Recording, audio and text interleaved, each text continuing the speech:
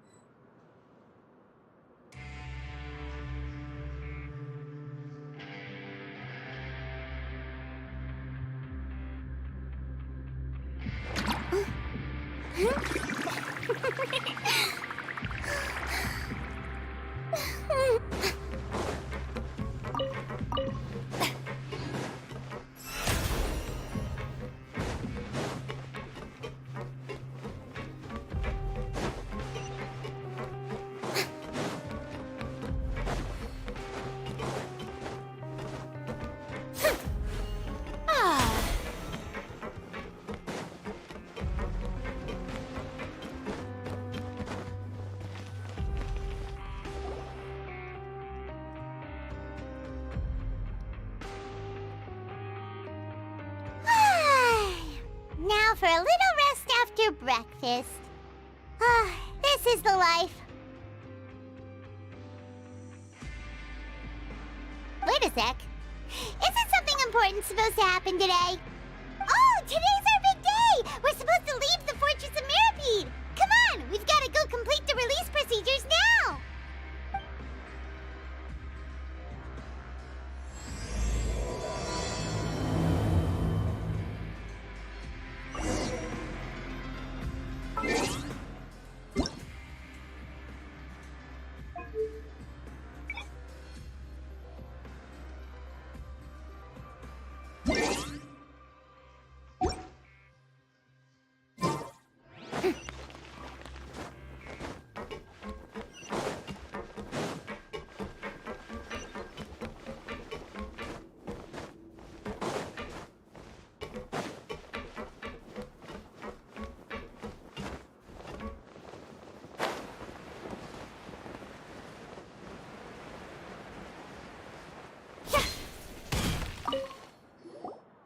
Please, sign here. It's been so long since we've been to the surface. Let's hurry up and...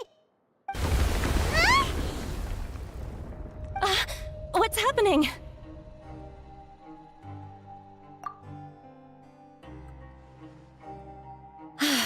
I'm fine, thanks. But I wonder what that tremor was just now. Let's go ask the Duke.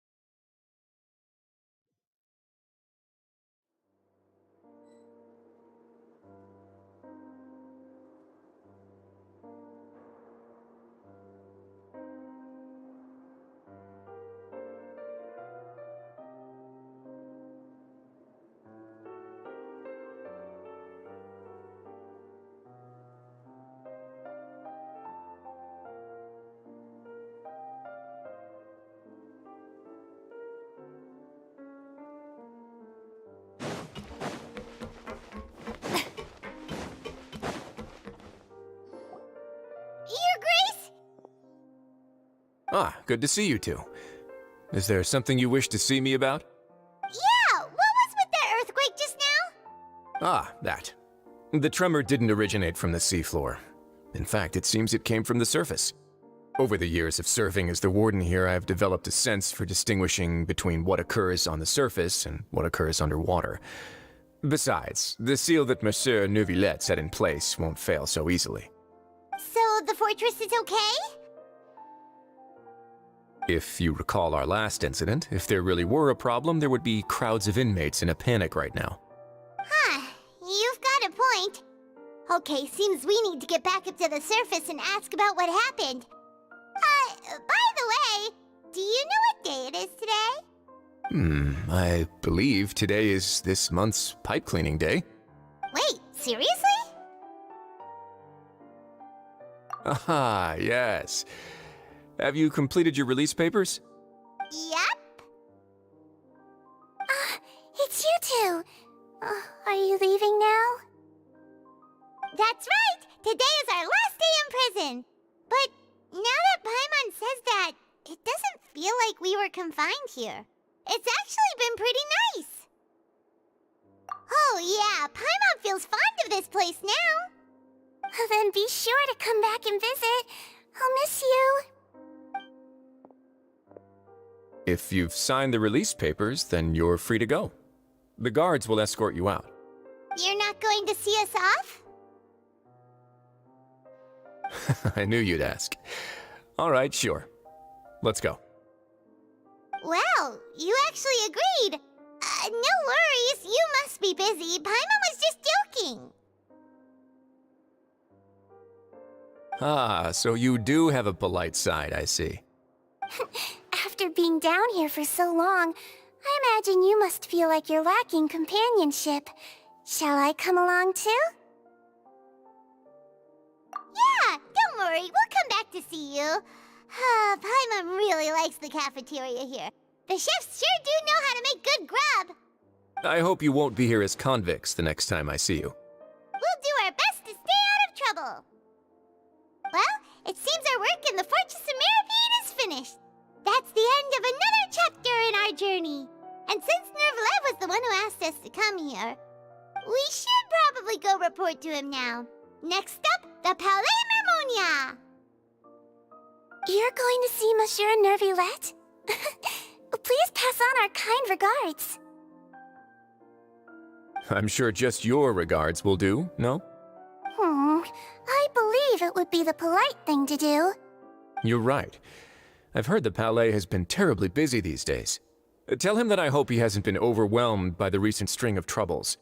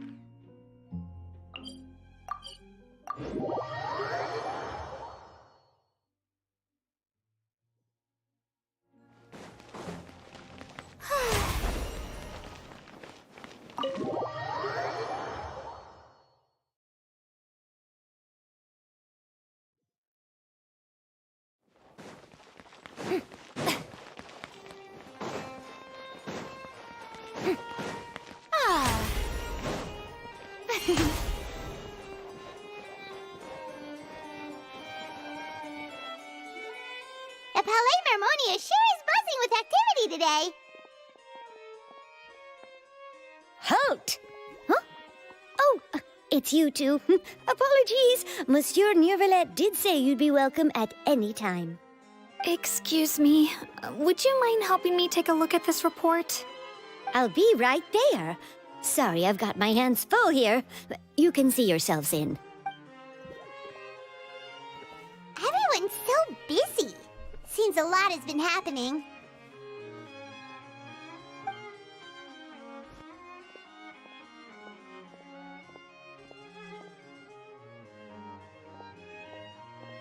Neuvillette! Hello.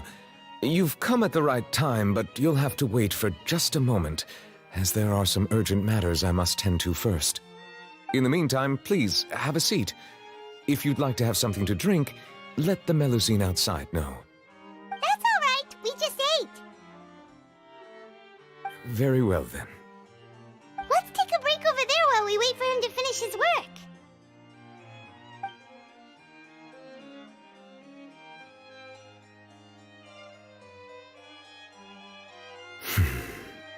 All right. That should wrap things up for now. Are you done with your work? Yes, sorry to keep you waiting. Today should be the day you were released from the Fortress of Meripede, and it appears that you have managed to complete all the release paperwork. That's right, and we came here to see you right away.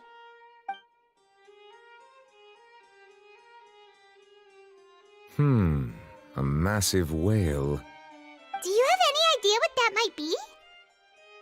Judging from your description, that cannot have occurred in any ordinary waters, but rather something like the primordial sea. A whale of that size and shape cannot usually be found in the waters of Tevat. Therefore, we can only assume that Child is presently immersed in primordial seawater. Immersed in primordial seawater? But how? And is he okay? Most people wouldn't be capable of entering in the first place. I'm not completely sure how he could have gotten there myself. Yes? What is it? Ah, right! Paimon felt it too! We asked the Duke and he said it wasn't from underwater, so we figured you might know something about it. It turns out that I have just received a report about this particular matter. In fact, that's exactly what I was busy with a moment ago. The source of the tremor was here on the surface near Poisson. After the shaking stopped, the water levels in the Poisson area rose at an alarming rate. The water levels rose? Oh no! What about all the people there? Fortunately, the water levels only rose for a short period of time and have already returned to normal now. However, I still have a bad feeling about the whole phenomenon. If the change in water levels is connected with the leaking primordial seawater, then the situation in Poisson may be much worse than it appears. Navia should be in Poisson, right? We need to go check on her! I would also like to go there as soon as possible, but I'm afraid I can't leave just yet. We must immediately formulate disaster prevention plans for the surrounding coastal areas to avoid potential catastrophes. I'll have to ask you two to go to Poisson first. I'll meet you there to check on the situation once I've finished things here. There's no time to lose! Let's get going! Please be careful.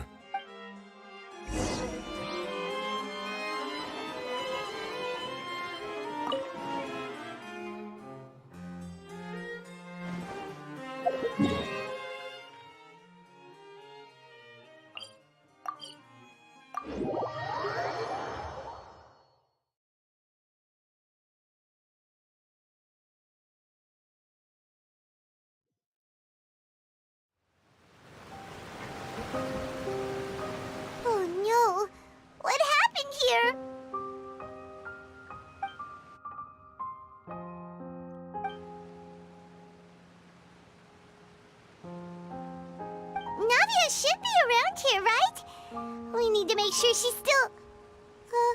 Paimon means we need to check on her.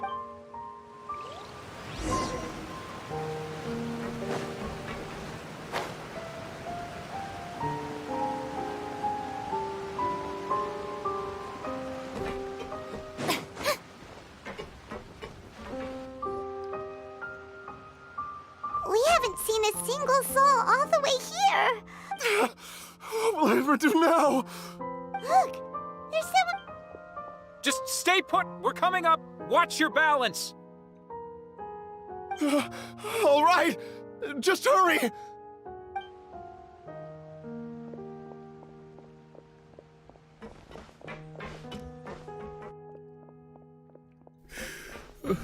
I'm not young anymore. How will I survive on my own? Oh, he looks pretty sad. My leg! My leg! How could this have happened? It hurts! Just hang in there. Help is on the way. You can hold my hand if it makes you feel better.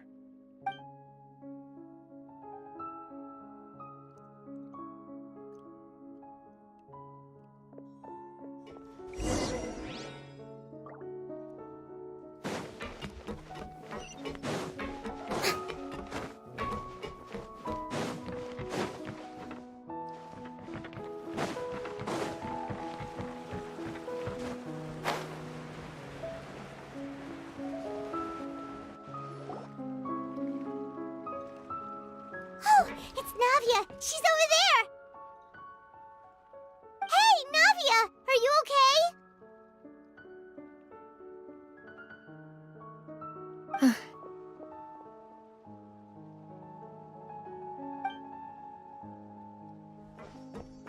You're here. We heard there was a situation in Poisson, so we came as quickly as we could. Yes. As you...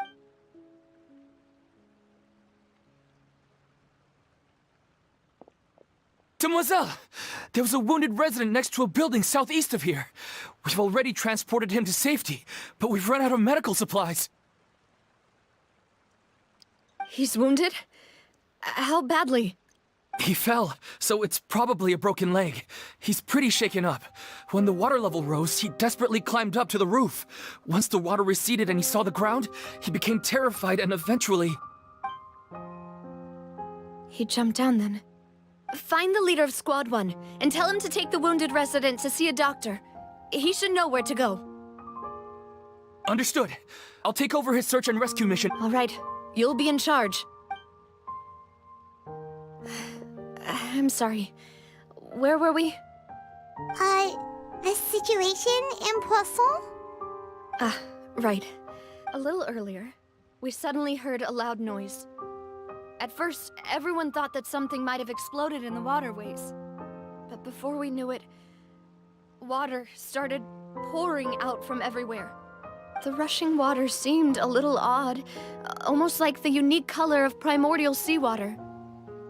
Some people didn't realize the danger and thought it was just ordinary water, leaking from somewhere. Everyone on the street who happened to be close to the water didn't have a chance to escape. Those who realized what was happening started to flee in a panic, desperately trying to get to higher ground. Many were injured in the stampede, and some people fell from significant heights. The Spina di Rosula initiated rescue operations as quickly as possible, but there have been a lot of casualties. Fortunately, the water began to recede after some time, and the chaos came to an end. The water that flooded the area contained primordial seawater, so the lower levels of Poisson are still... No one knows if this could happen again. All we can do for now is try our best to help evacuate the residents. How awful. And all of this just came out of nowhere.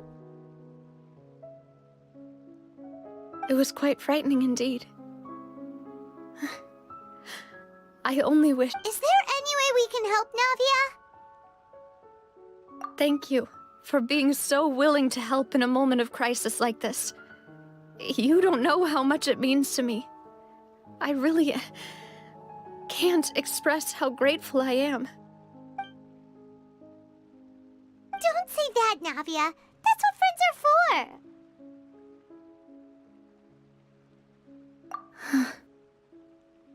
Demoiselle! We've got a situation here! Sorry. I need to go for now. And off she goes. See?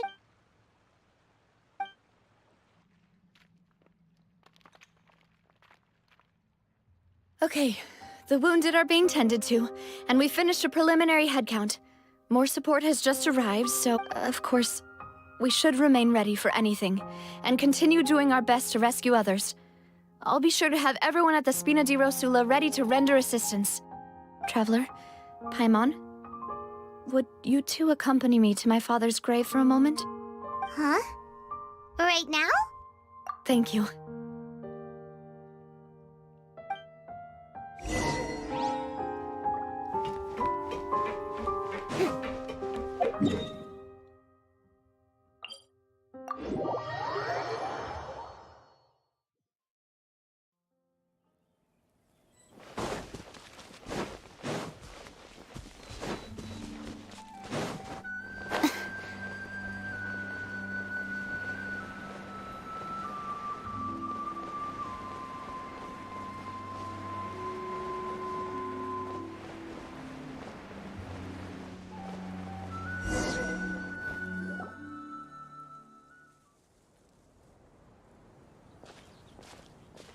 Not a lot of people here, huh?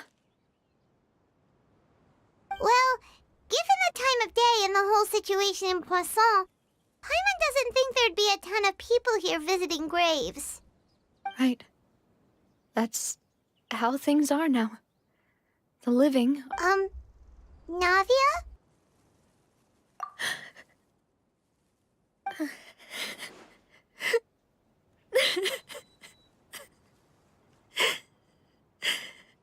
Navia, what's wrong? Sorry. I just... Malus and Silver... They won't ever come back here again. What should I do, Papa? Huh?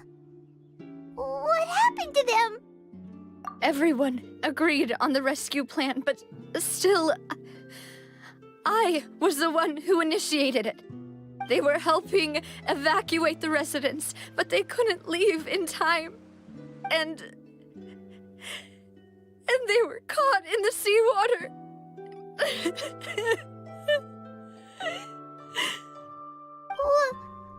What should we do? I've known them for so long.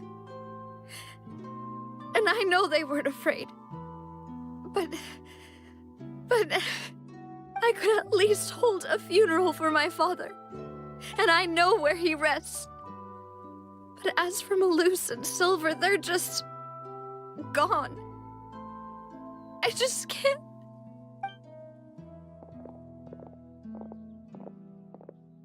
Everything looks so clean after it rains. Even the gravestones. I didn't expect that you'd enjoy a glass of red wine in front of Master Callus's grave. I can understand.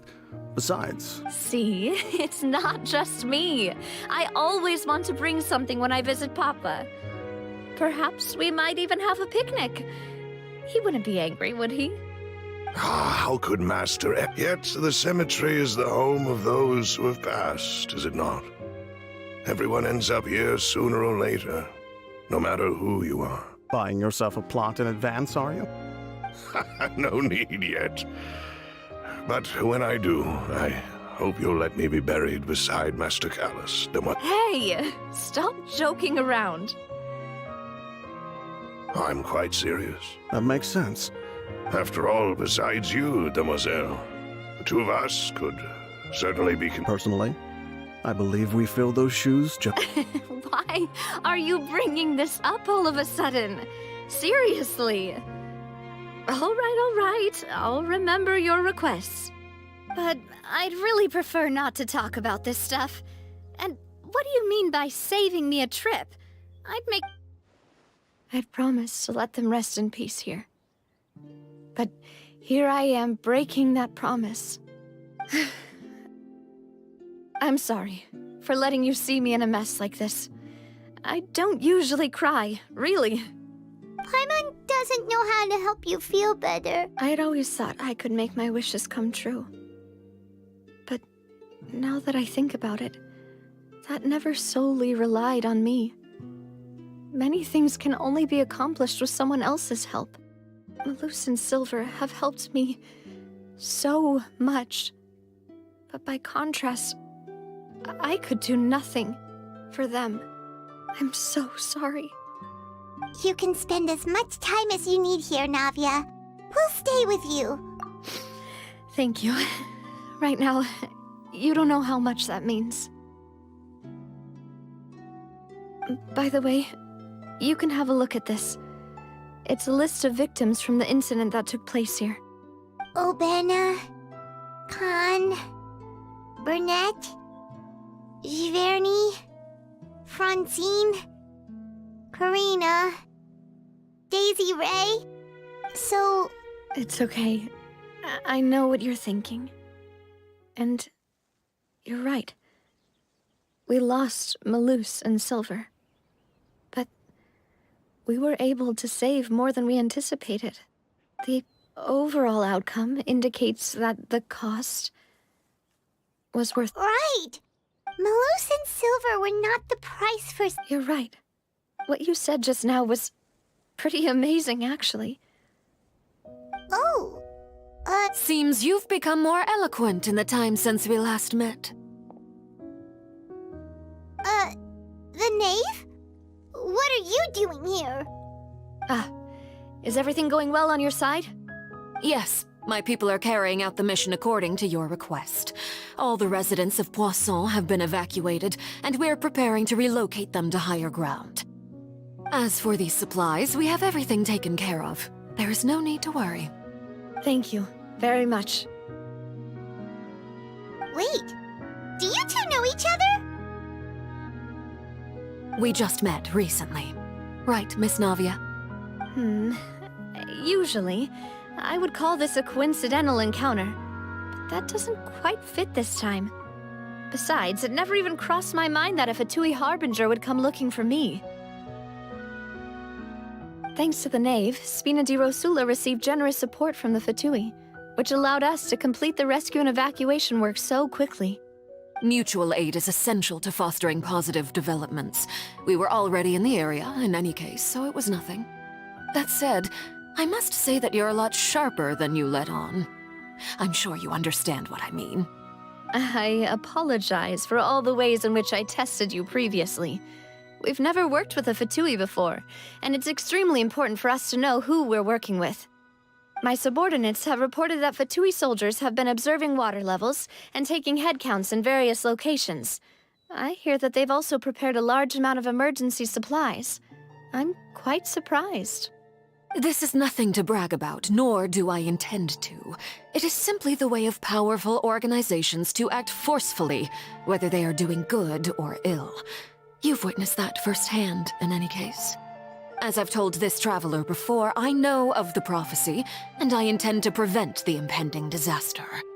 Lending your organization a hand was a natural first step in accomplishing that. As such, do not be troubled by this token of our sincerity.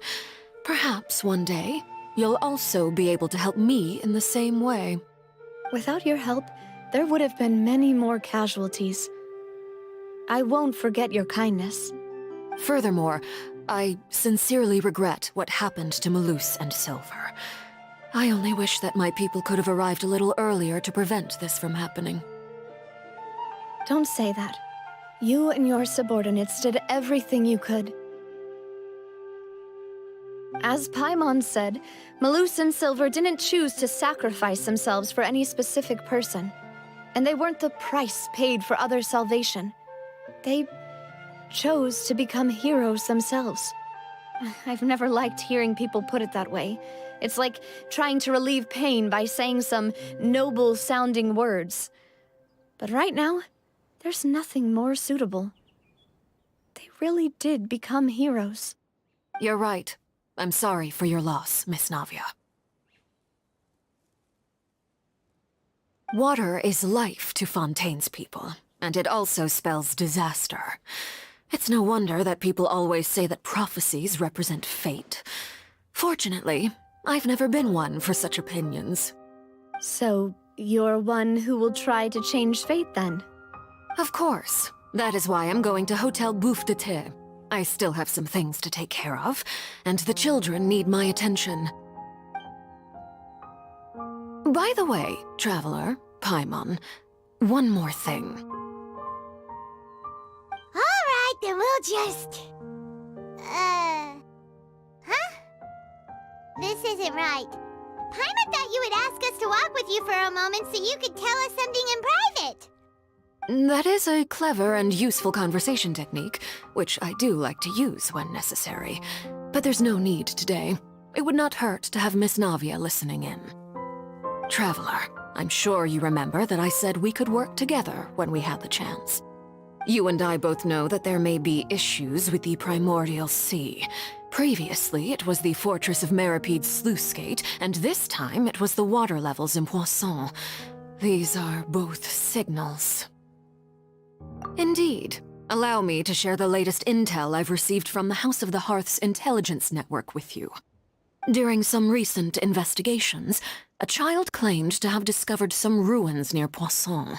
The ruins date back to ancient times, and seem to be worth investigating in many ways. Judging by the dating of the ruins, they may be related to the prophecy and the coming crisis.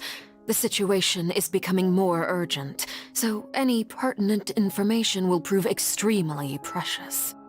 My people initially came to prepare for ruin exploration.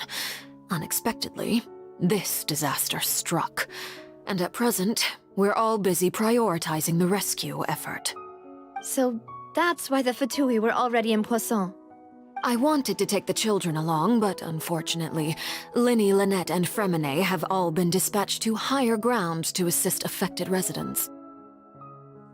Linny told me that outside of the house, the person they trust most is you.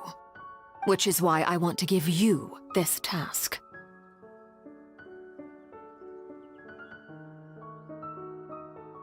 The House of the Hearth's members see each other as family, but Linny, Lynette, and Fremine said that they also see you as such, even though you are not from the house.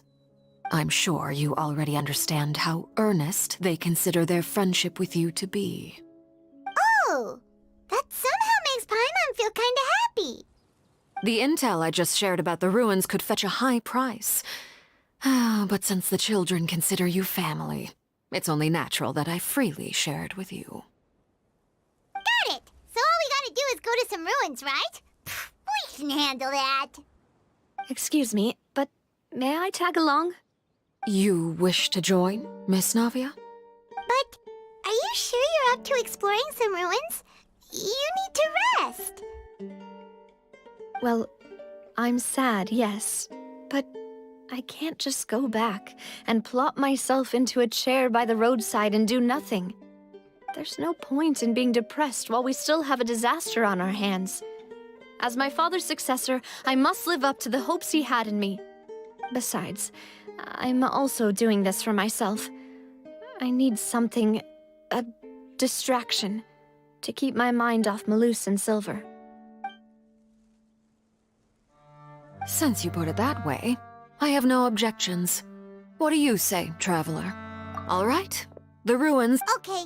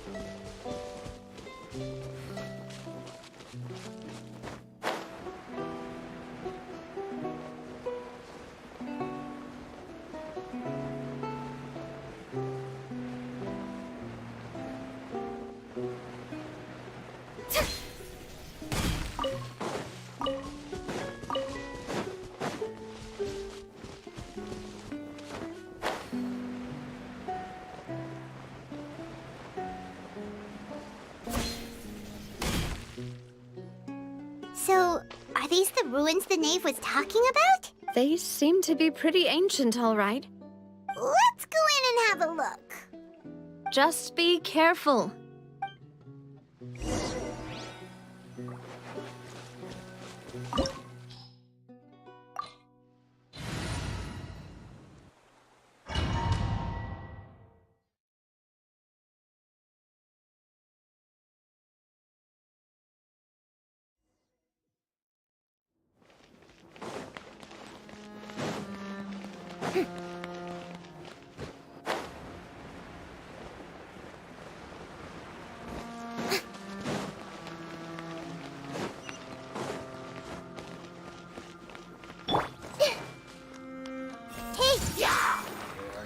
Make yourselves a move! Allow me! Shower me with... Dissipate! Billowing surge!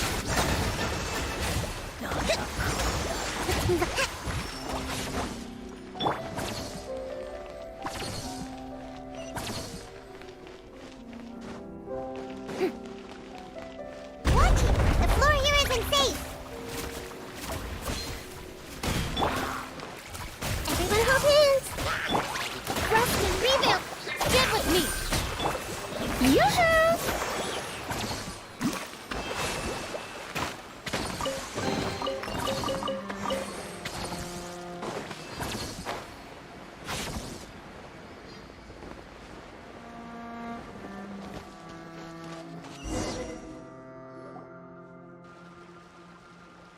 This place has also been contaminated by primordial seawater.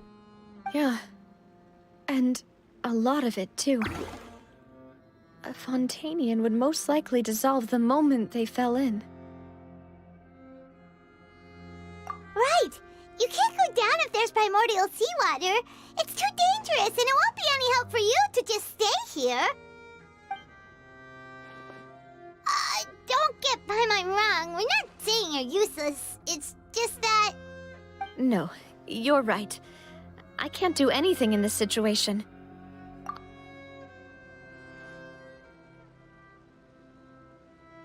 That complicates things. In that case, do you want to wait for us here? The what? I'll go together with you. Perhaps we'll find the exit just up ahead. All right. Come with us for now.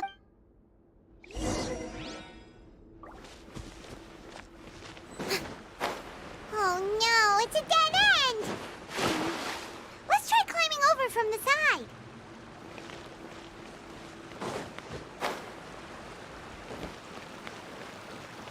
Yep. Yeah.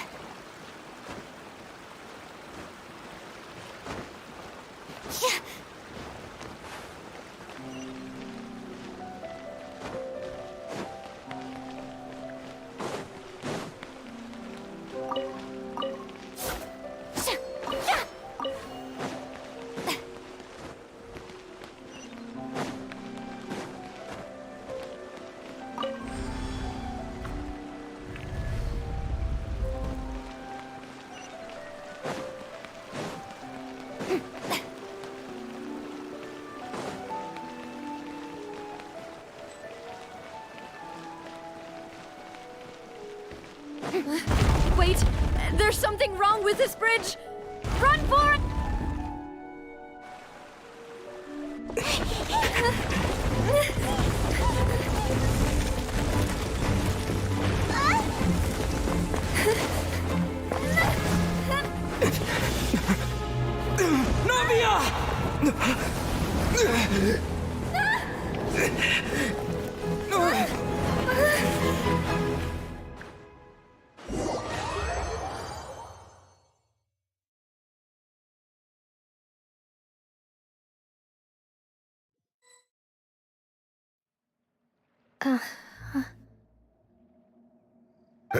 Demoiselle? Huh? Demoiselle, what are you doing here? Maybe she just wants... Yes, it... That's quite possible. Oh, right. It must have slipped my mind when I... This is a familiar feeling. Is something the matter, Oh, no, I was just trying to recall... Do you remember? We were headed to see how things were. Ah, right. Oh, Miss Navia. Ah, Mr. Malus.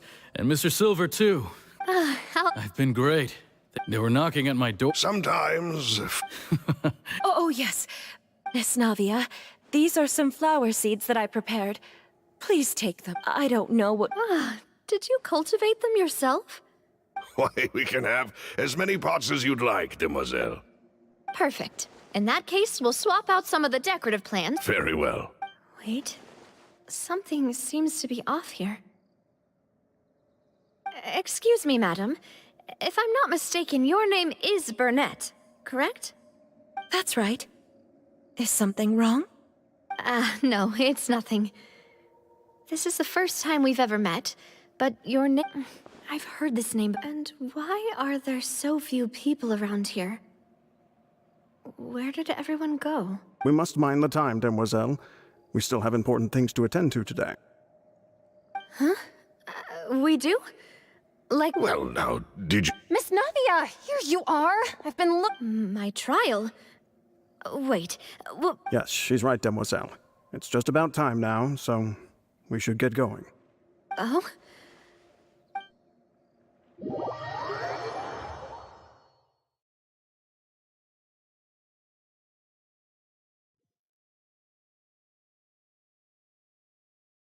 Look, it's Navia! She's here! And her two attendants are with her. Goodness, everyone's finally here. There sure are a lot of people here to see the trial.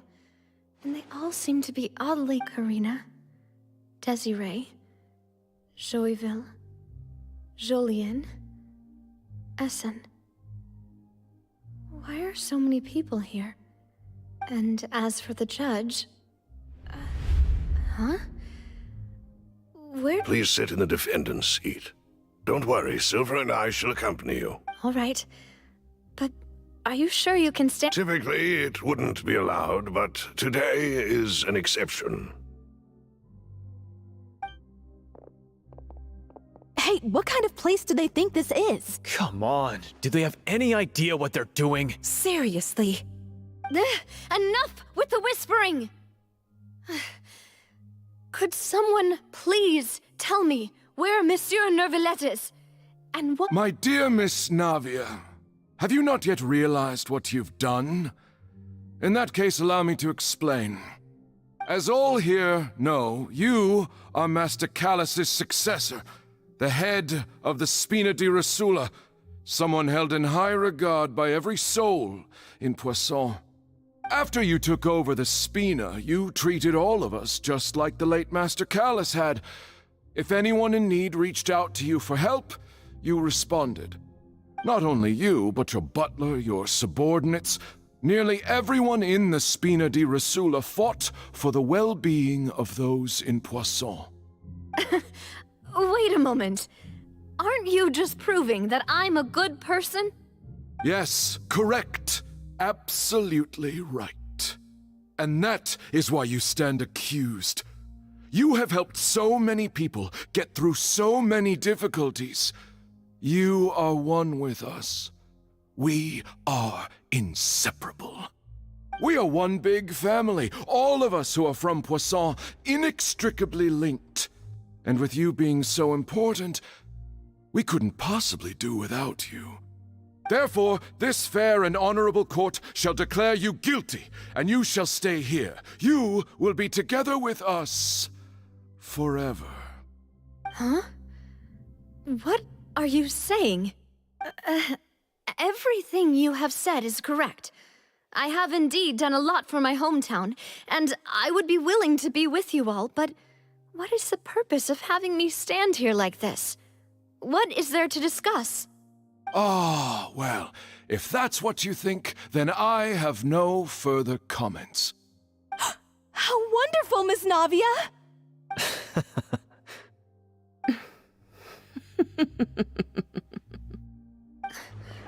I know all these people. Why are they laughing? I seem to remember now. Yes, I get it. This trial is... Wait just a moment. This isn't right! Malus? What was that, Mr. Malus? Our conclusion is very clear and unanimous. Let the court judge her now. She's guilty! Stay here, Navia! You're one of us! Demoiselle, don't admit guilt. This trial means to keep you here forever. I wish to exercise my right to defend Our Lady. Mr. Joinville, you only know of Navia's goodness, but nothing of her utterly independent mind. She was born a free and independent spirit. She has never been tied down by anything. Indeed, even the death of Master Callus couldn't stop her. Her actions cannot serve as proof that she identifies herself as part of any group. She merely acted as an individual, extending her hand to help others. Please do not mistake her actions as being otherwise. Really? As an individual, you say? Don't forget, we are all Fontanians here. This is the nation of justice, the nation of Hydro.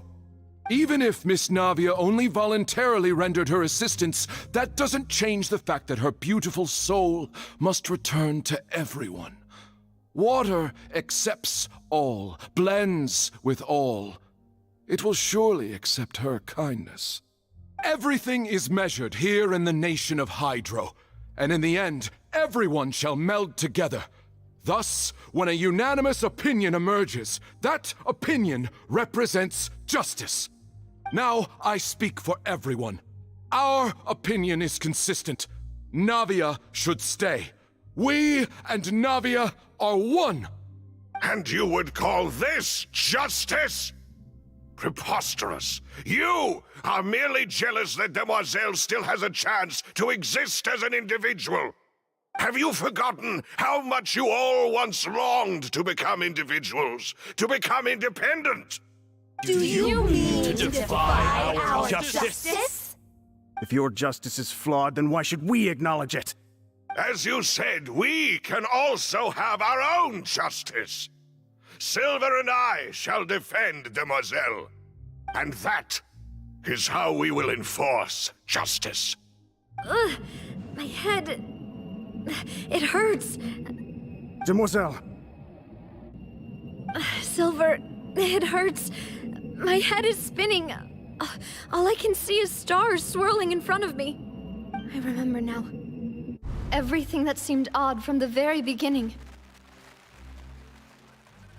Karina, Desiree, Joyville, Jolien, Essen, and Mr. Giverny and Mrs. Burnett, who we met earlier. Even Malus and Silver.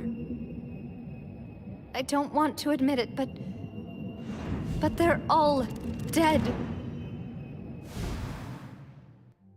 Don't be afraid, and don't admit guilt. We will protect you. Absurd! Who are you to say? Don't let them escape! We shall keep Navia here with— Mr. Malus and Mr. Silver, must you be so stubborn? How could the two of you possibly hope to stand against the collective? Do not resist. This judgment is fair and just. Navia belongs to us. After all that happened, she should not be left alone in Poisson. What are you saying? No more excuses! He says we're jealous. Jealous? How could she possibly be an independent individual? What's with these people? Who's jealous of her? She belongs to us! Miss Navia, she... Silence! That's...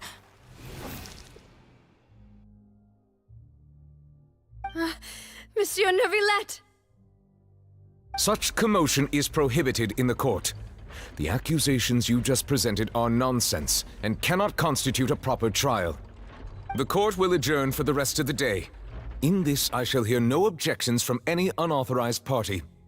Our thanks, Monsieur Neuvillette. Please leave with me, Miss Navia, while there is still time. But... Go on now, Demoiselle. This is your only chance to leave this place.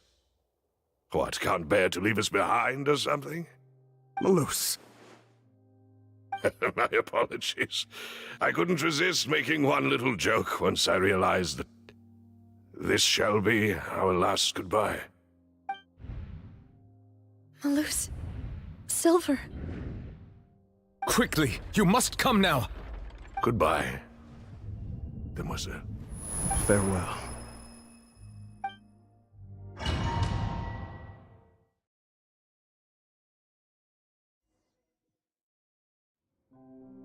No, wait!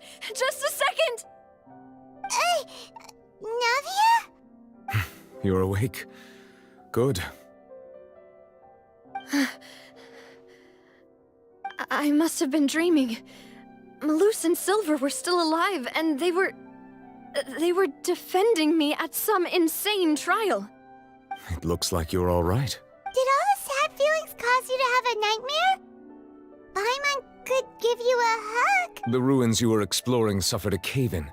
When I arrived, I found you falling toward the water. You were just about to be dissolved within, but I think I saw 2 Oceanids protecting you. It was only for a moment, perhaps even a fraction of a second, but they gave me the chance to retrieve you. Were it not for their intervention, I would not have been able to rescue you before your consciousness dissipated. Wait, did you say Oceanids? You mean like what happened with Vache? Perhaps those 2 Oceanids were the people you saw in your dream. I always told them that they didn't have to protect me. Please come with me.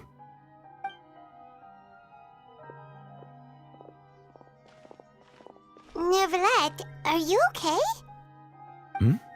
Oh, I am quite all right.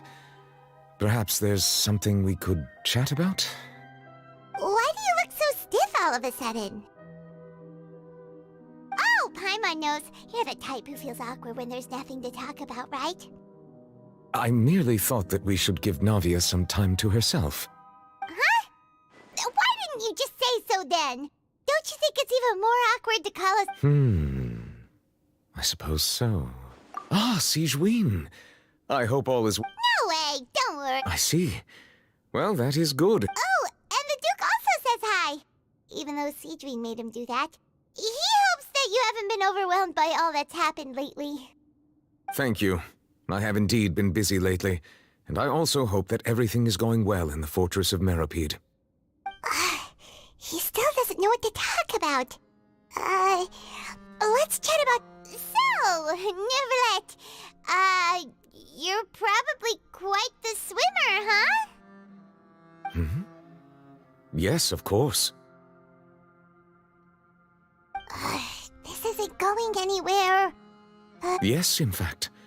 I had arranged to meet you in Poisson, but when I arrived, amid my astonishment, I ran into the knave, and we had a chat.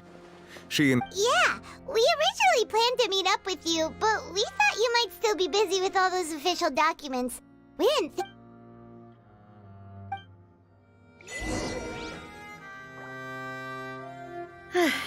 I'm sorry to have kept you all waiting like that. I'm feeling much better now.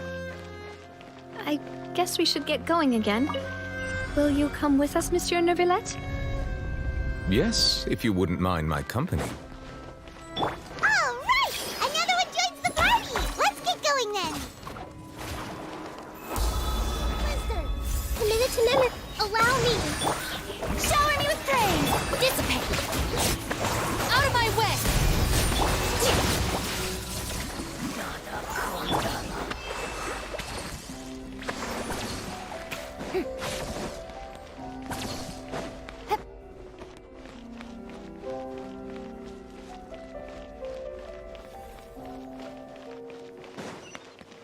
Oh no! Another unstable path! Watch your step!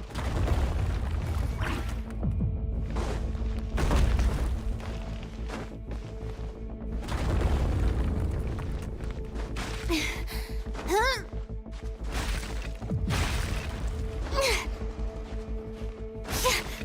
Huh?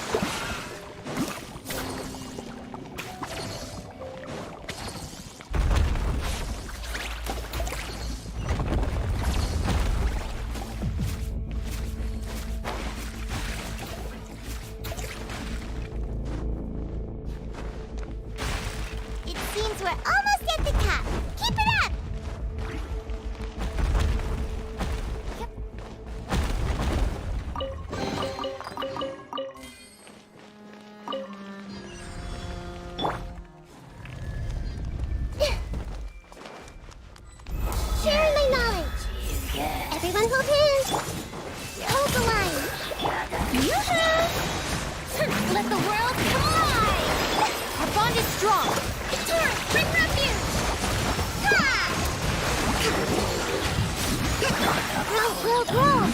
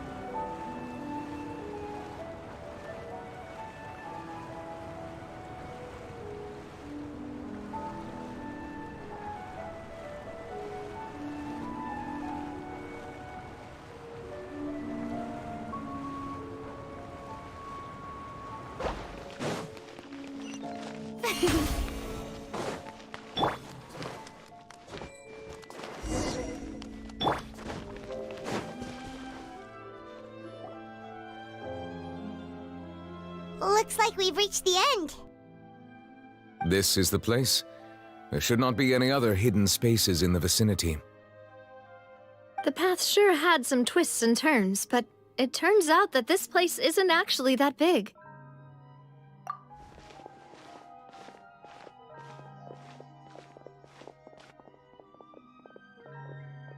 Stone slates?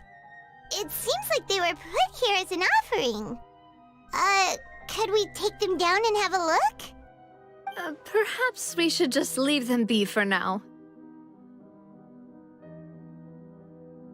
There are 4 locations in total, but only 3 stone slates. The slate that should be in the first empty spot is missing. The surrounding walls also show signs of damage. There's something written below. Let Paimon see. Reason dictates that this nation be destroyed. I shall record the history of its future here in its past. Say what? It feels like someone left these slates and these words here for a purpose. But does he mean that Fontaine should be destroyed? That would fit the circumstances dictated by the prophecy, yes. Indeed, the slate's contents correspond to it. Take the second slate, for example. There's a person kneeling here. She seems so dedicated. And there's a whole bunch of other people behind her doing the same. She's facing this... what is this? Some kind of island in the sky? And is that Lady Farina in the third image?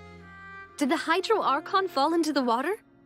And is that a ring of people around her?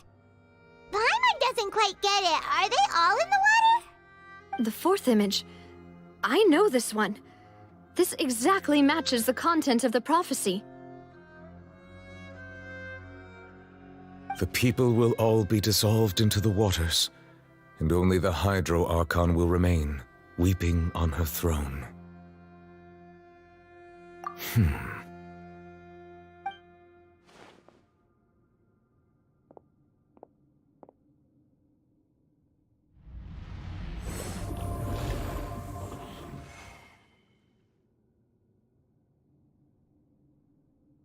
More information should be hidden in these slates, but I fear I cannot easily uncover it, most likely due to us missing the first slate.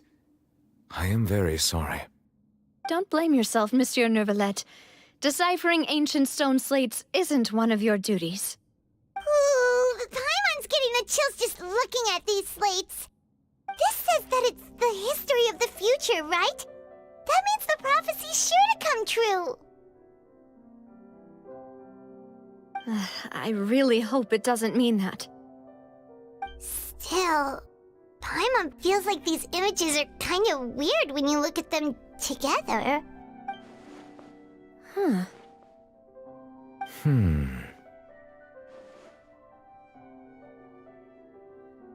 That's right!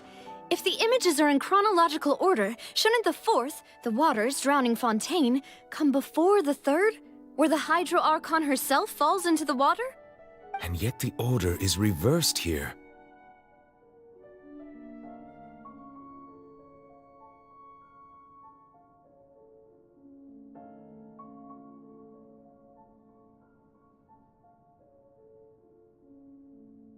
If we go by timing, Lady Farina only emerges in the third image. That means that the person in the second image might be the previous Hydro Archon. Egeria, then. I had never met her, but her appearance here does match the records. The previous Archon kneeling before the floating island in the skies, as if confessing a sin. Did she herself commit that sin? And if not, why would she be in such a posture? Also, I'm still wondering why these ancient stone slates are here at all. Judging from their contents, could this place be the origin of the prophecy? Does that mean that someone, or some people, once saw these slates?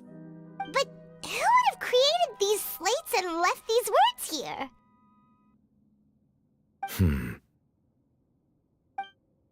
It seems that any further clues will have to come from Farina. In that case, there's no time to lose. There's nothing else to be gained here, so let's head back first. Yeah, we better get somewhere safe for now.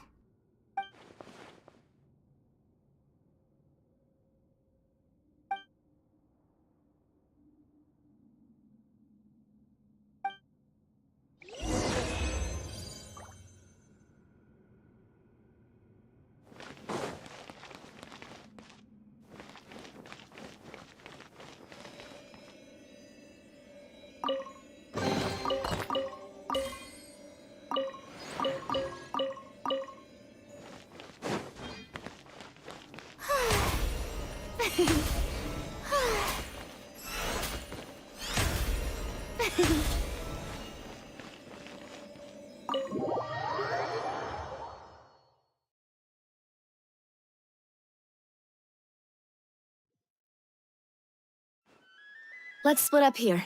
I'm going to check on what's happening with the Spina. You know how it is. There's some things you just need to be there for yourself. You still have energy for that, Navia? Paimon's already beat. Just head back to the Fluvsandre and have a rest then. Thanks for keeping me company all this time. I'll depart as well. Thanks for your hard work today. Traveler, I will go talk to Farina tomorrow morning to ask about the stone slates. I'm sure that you're concerned about this matter as well. If you have time, drop by my office. I will share the results of our discussion with you. Are you really gonna talk to her about this directly? Will that be a problem? Paimon's getting a little scared now that it's come to this.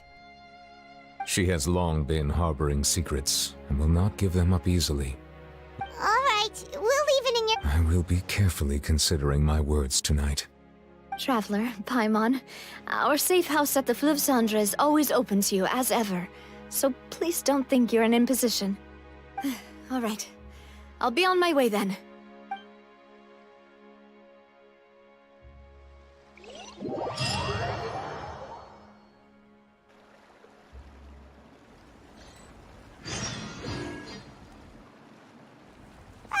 We're finally back! Welcome back. We've got a special menu prepared. Yay! And there's good food, too! Paimon's already starting— Oh, that voice. Is that who I— Huh? It's you two. What are you doing in Fontaine?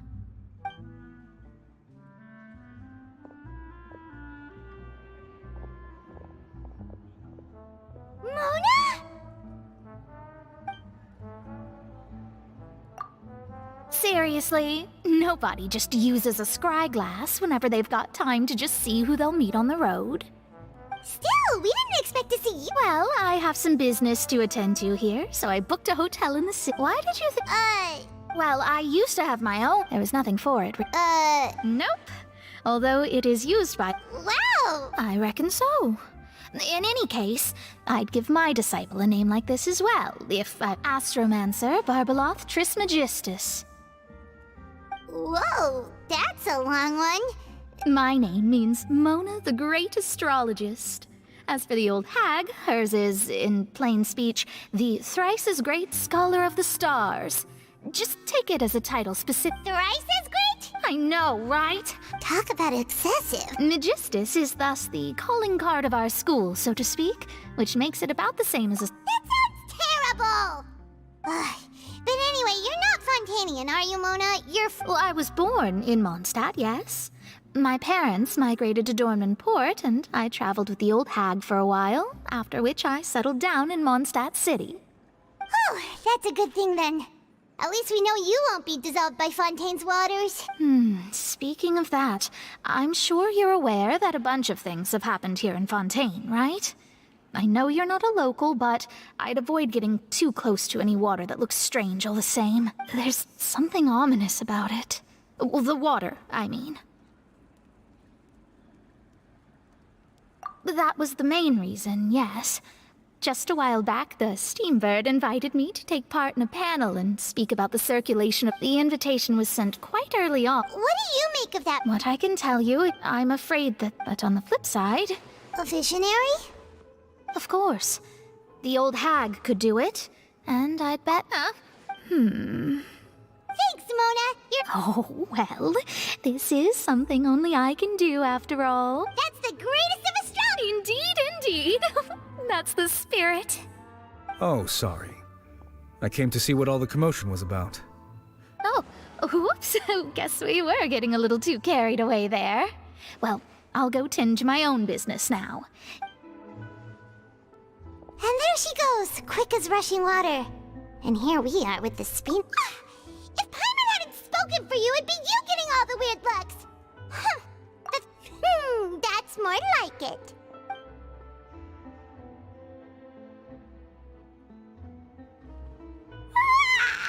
Good morning. To be honest, Paimon's still feeling kind of sleepy. But it's time to get up, traveler. We agreed to go see Neuvillette, so let's pack it up and get...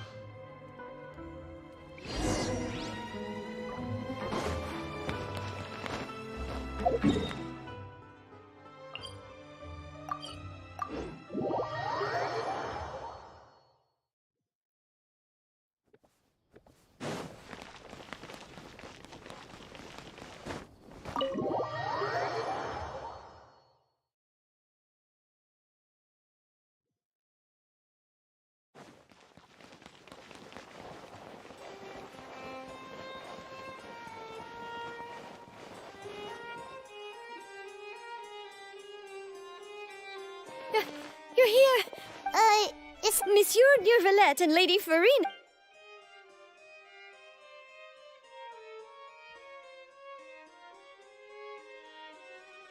Like I said, I've already explained everything! And yet the problem has not been properly solved. There is little space for excuses between us.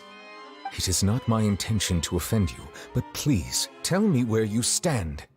You are the Hydro Archon Focalor, are you not? Look at this. This is a list of the victims from the recent Poisson incident.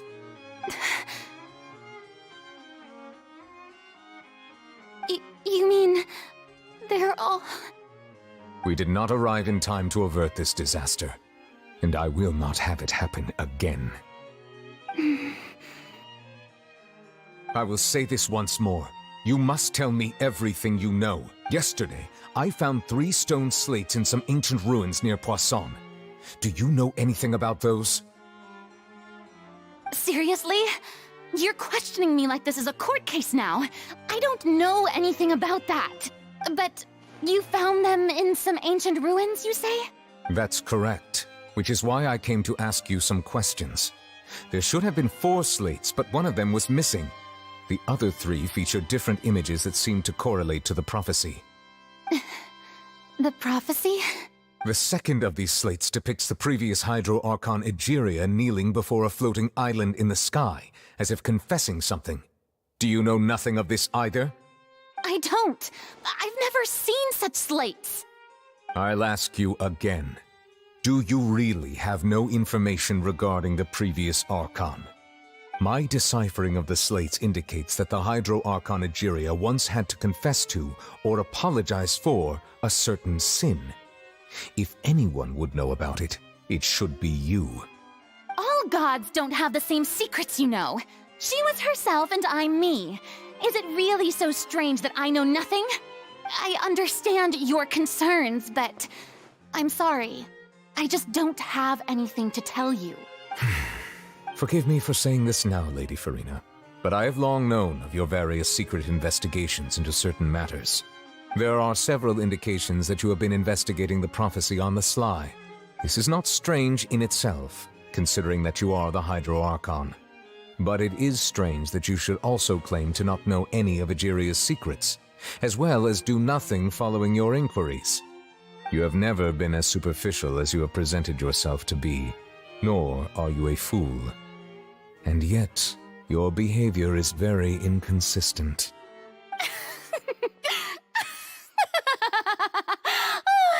So you've been watching me all this time, have you? I didn't think you were that type. Well, since you know about my secret investigations, then you should know I'm actually working to take care of it.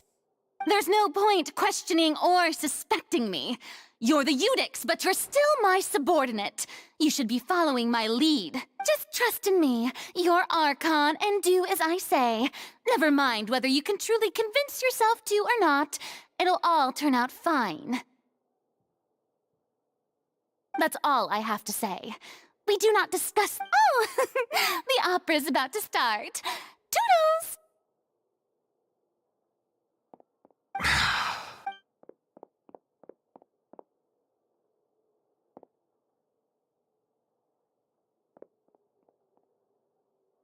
Did Farina not notice us standing by the door? Wonder what's up with her. I assume you've been outside. Oh! You noticed! She was in a great panic, though I cannot discern the reason. Our discussion reached impasses time and again, a state of affairs that we cannot allow to continue. Still, I do not understand. Dialogue is the basis for understanding, so why did she keep refusing to engage? Everyone in her inner circle has noticed that she is hiding some secret. The issue is her attitude. I fear that she will not reveal anything unless absolutely forced to. We may have to create a situation in which she will have no choice but to speak. Oh? Normally, people will only reveal the truth when standing trial. Perhaps we must have the Hydro Archon experience just such a scenario. But Farina's seen so many trials, and she's really good at dodging questions.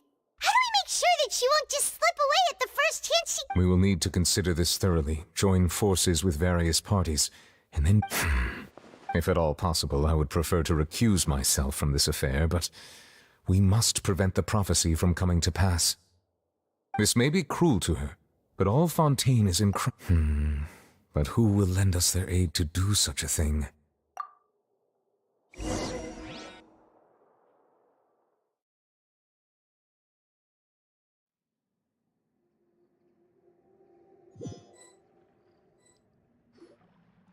Well, that's everyone, huh? Speaking of which, it was pretty smart of you to think of hiding here. Poisson was just involved in a disaster. And here you are drinking tea like it's the most natural thing in the world, huh? That's what family should do. Sit and enjoy a leisurely time. It's nice to enjoy tea here, you know? Care for a cup? Lend me your ears, everyone. Or perhaps one of you might like to start us off. How about you, friend? Me? No. Then, how about you, good sir? I fear that I will cause the mood on this boat to become as somber as it is in court. Well then, I guess we're lucky we've got a local like me to organize things. That was a little long-winded, don't you think? Oh, you might be right. Anyway, to cut to— As for what that is, well, let's start by saying that we'll be pooling our efforts— Oh? How intriguing. Well, it's just an expression, really. One that I just learned from Chlorand, and used on the spot. So, let's invite her to explain in detail. Huh? Didn't you— Oh, come now. Your work doesn't involve much public speaking, right? This is a good chance to practice. You might even pick— I see. And what does my boss say? He is glad that you consider him your boss. Do go on.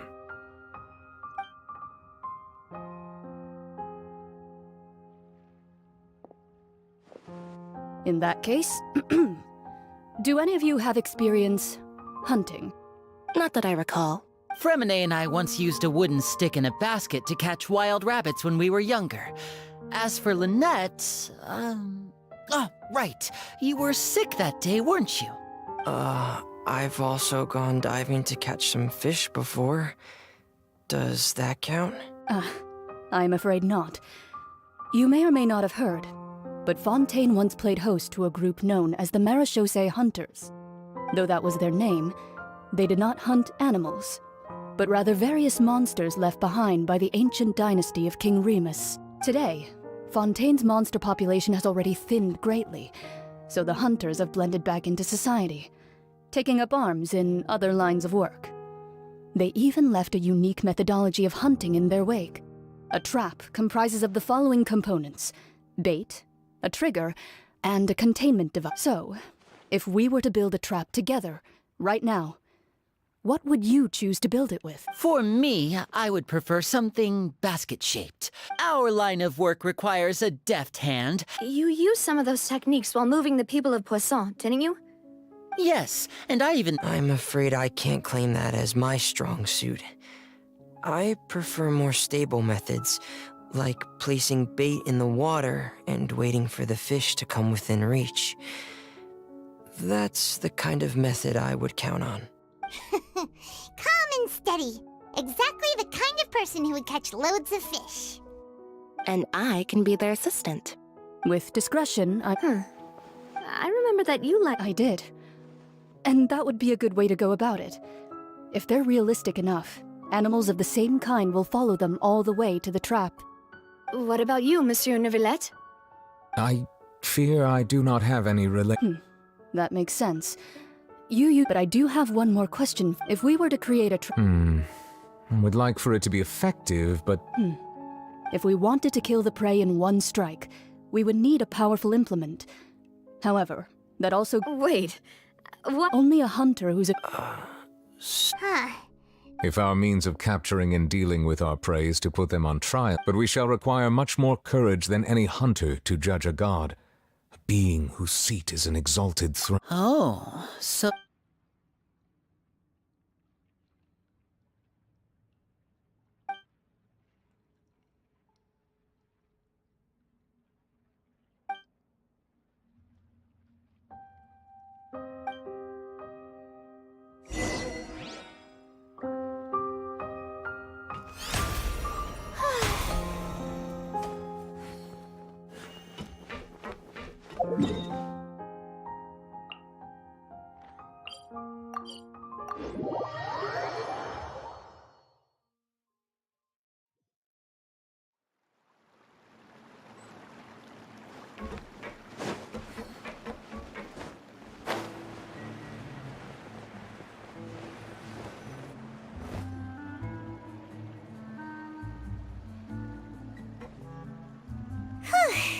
It's been a tough few days, hasn't it? So much. Paimon didn't think the meetings would go on. Paimon thought they'd be at least a little frightened. Well, Fremine was, now that Paimon thinks about it, but everyone else just looked... it's hard to say. After all, you're the most reliable person in the world, aren't you? Did you just pour some tea? Paimon didn't notice you doing that at all. Then what's that? Paimon's never seen that cup before. Don't be frightened. Aw, have you forgotten me already? Wait, you are familiar. The voice from the sky, I feel... You're feeling lost now, just as you were feeling previously. Consider me a passerby, just accepting a commission from my friend's disciple on a...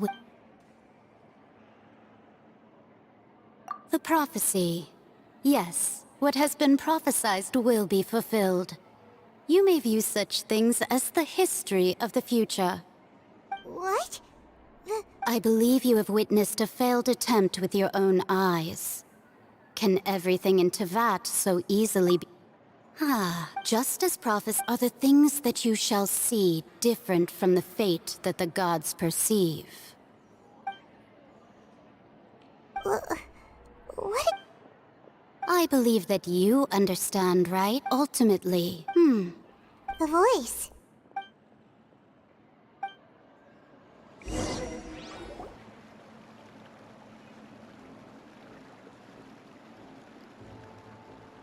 What? All right, coming! Hey, it's you who's getting lazy, okay? Well, I see I've walked in on some lively banter. Mona! Fine, just fine. I went to take part in that Steambird panel. It turned out to be more interesting. Not all Fontania. Did she have pink hair by any chance? Why, yes! It was Charlotte. You remember her, right? That I'm in full support. That's right! Ah, yes. About what we had discussed before. I did huh? Goodness gracious. Are you serious? She said that even the The Hexen Circle members are certainly anything but ordinary. But I've never met. Whoa. Their abilities alone are pretty terrifying. If she can... Well, it's not like Paimon could understand anything she said. Yes, she was quite... Perhaps it is something that you... Traveler? Oh, we're... I see. I guess you could consider me someone who has often witnessed fate. But even so, I still hope for. Perhaps that's what En was trying to tell. I did original... Huh. You do have a point. There I go, talking. It was worth trying to comfort you. I suppose that might be... Paimon feels kind of moved by what Mona said. Hey, Traveler. Paimon suddenly feels like going outside for a walk. Oh. Let's walk around the city, shall we? There's a few spots we always like to walk by.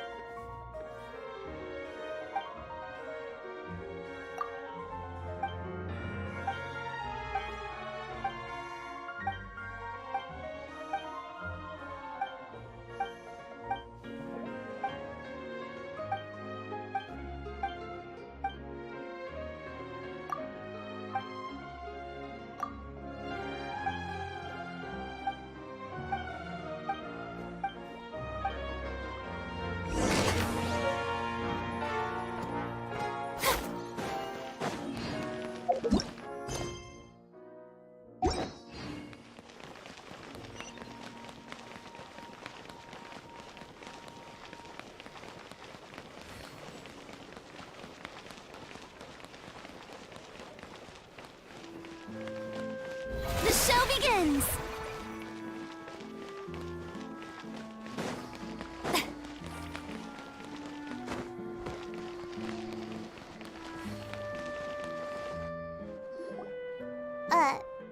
Huh? Our names are written in this newspaper. Let Paimon see! The underwater stronghold, the Fortress of Meripede, has continued in its noble autonomy, but that my recent attempts to enter the fortress bore little fruit. Huh. Guess Charlotte still hasn't given up on that. Thus, did an Outlander friend become the focus of this report. A blonde adventurer with their white fairy, legends trailing in their wake. It is said that this mysterious traveler once visited the underwater fortress. So while the fortress's interior remains a mystery behind closed doors, do not fear journalist Charlotte's biggest... She hasn't been able to get a hold of anything at... seriously?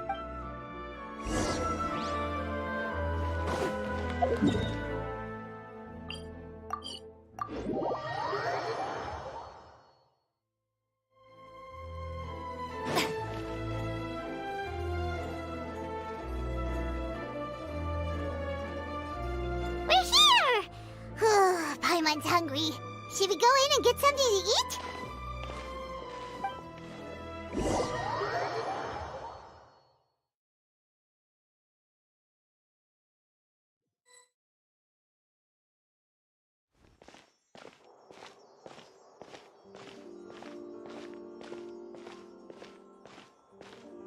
Hey, quick!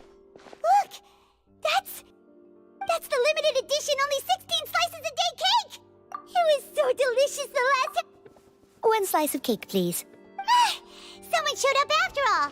Oh, wait, you're the one from the Palais Mermonia. Oh, are you here to buy cake too? It seems Monsieur Nerva... Wait, did I really say something? That's right. Do you come here often? Usually every day. Every day? It's part of my daily schedule. Then what if someone told... But why would it close? Well... Oh, the prof is... No. Huh. Don't be sad. Excuse me, could I have 2 more slices of cake to go? These 2 slices are for you. Sijuin said that this kind of expression you're making is what humans call being sad. Oh, you know Sijuin? I sure do. She said that I've got something else to do, so...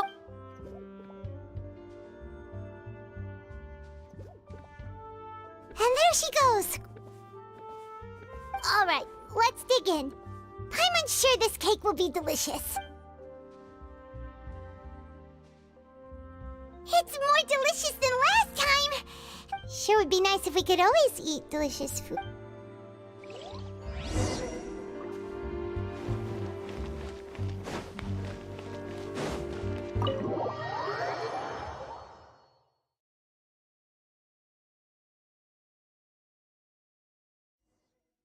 Oh, we're near the Seabird office. Let's go look for Charlotte and have a chat.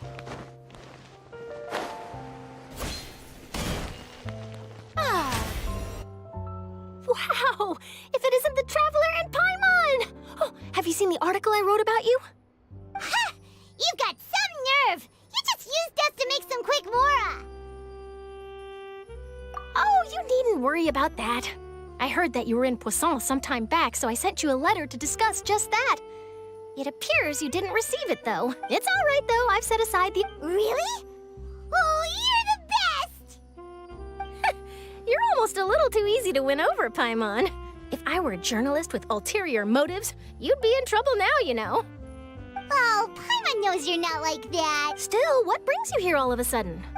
When Mona mentioned you, we thought of coming to see you at work. I see. So she mentioned me? She said that you're a... Huh? Oh, of course it doesn't. That was... Yeah, are we even... Why not? Oh, and that... Oh, so that's a yes? Ooh, splendid! I'll tell the... Ooh, so much to get... Wait, Charlotte, Paimon's still got a question for you. And what's that? If, just for example, Fontaine were to be... Huh. That's the prophecy you're talking about, isn't it? If you're... From what I've seen... So in all likelihood, I'd probably still be prepped. Just think about it. If this nation... And then do you know what I'd do? Well, I'd write... I'm not a dreamer, but anyway... That's... so... Anyway, let's go and take a look at the sea, shall we?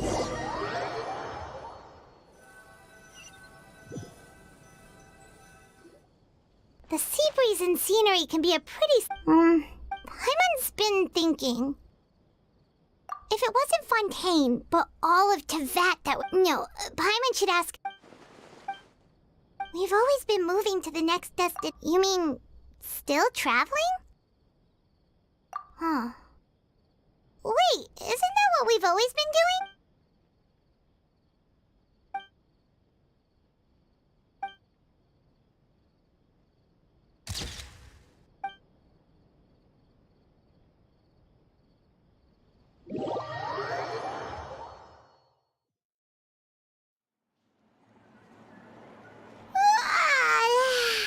Feels like you'll grow mold if you stay here long enough. But it's still better than the Fortress of Mirapede, that's for sure.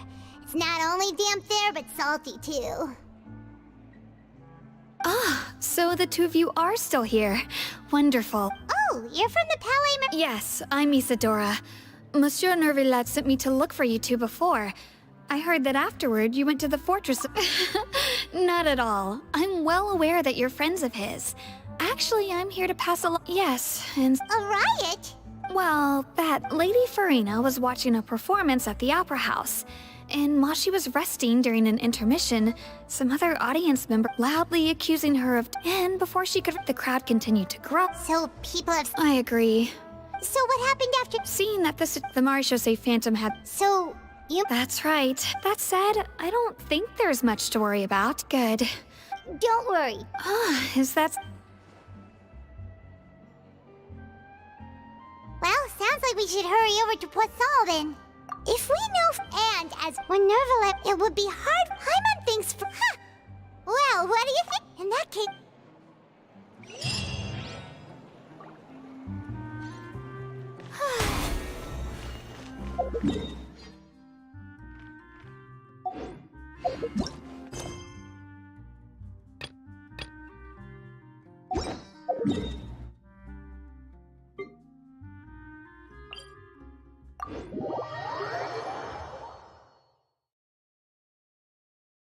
This place looks deserted. Guess all the survivors must have evacuated already. All that's left here are signs of devastation. Could Farina really be here? Let's try to find her as soon as possible.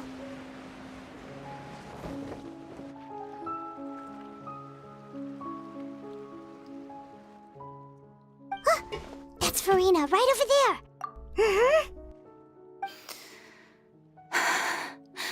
Should I just give up? This is all meaningless. What was meant to happen did happen after all. Everyone's dead. I'm sorry. I'm so sorry. Give up, Farina. There's no point in holding out.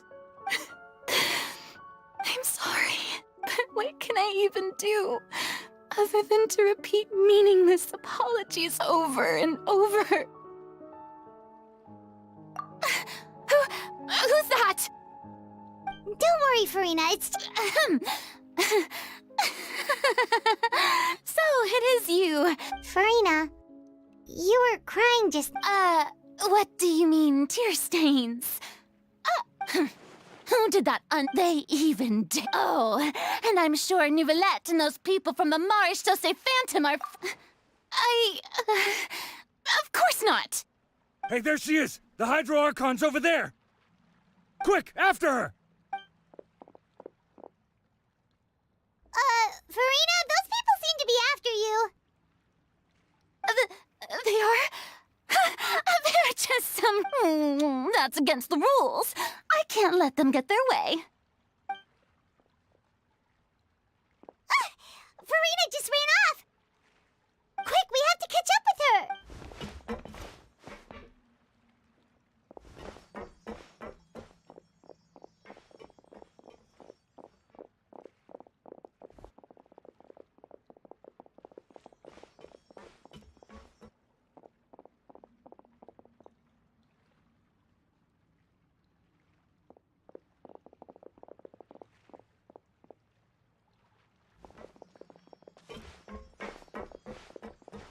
This should be the place, right?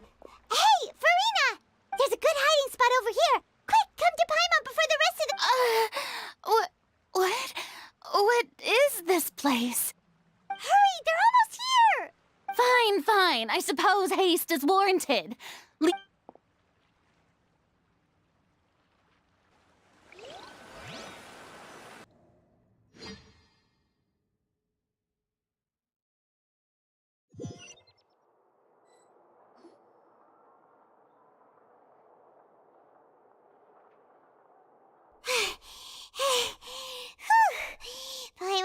exhausted.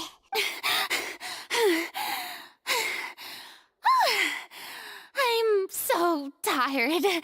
I totally thought they had caught me. No, I mean, I merely gave in to the sheer enthusiasm they'd... You're right. Yep, that's a good girl. What's happening? The ground's shaking. Yeah, a quake of this kind preceded the flooding in Poisson, didn't it? It can't be. It's happening again. Well, there's no need to worry too much about that. Novelette's made some emergency plans, so the evacuation should go a lot smoother this time. Yeah, I hope you're right. But the people of Poisson, they've already...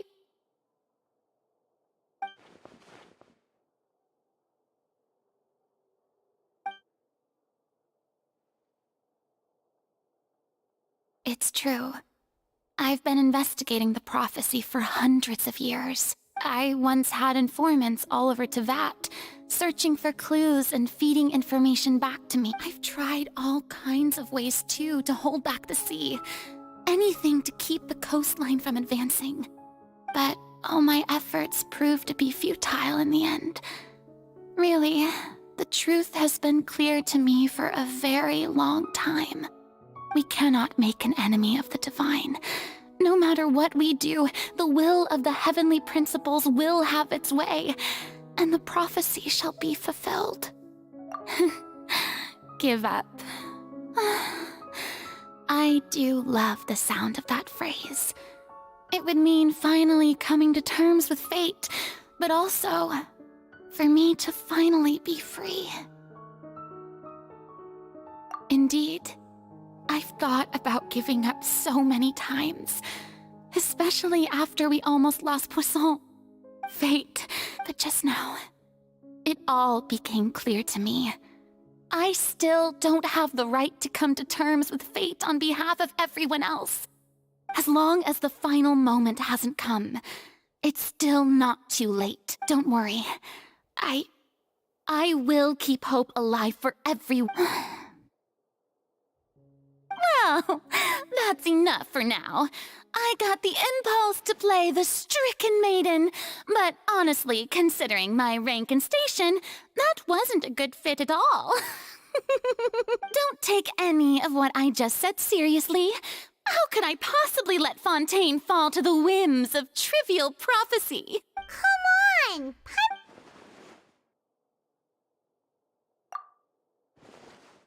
Share my burden. That's impossible. It was fated a witness. And if Tevat is, in its entirety, a show on a stage, then you're just a spectator, aren't you? If...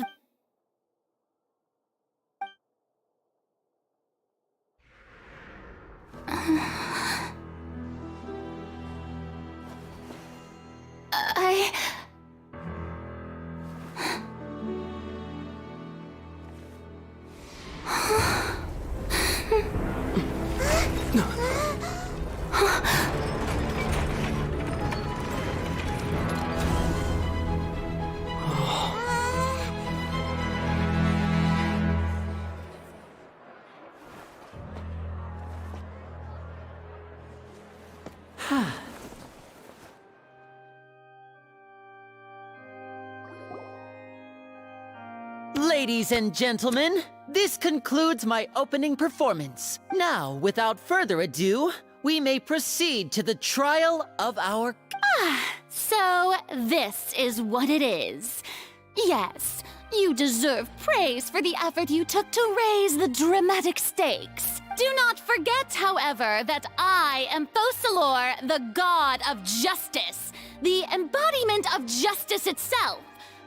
Does it not strike you as even the least bit absurd to bring the very concept of justice to trial? May I interpret these words as your refusal to stand trial? In that case, you will have the opportunity to defend your honor through a duel. You would draw your blade against a god?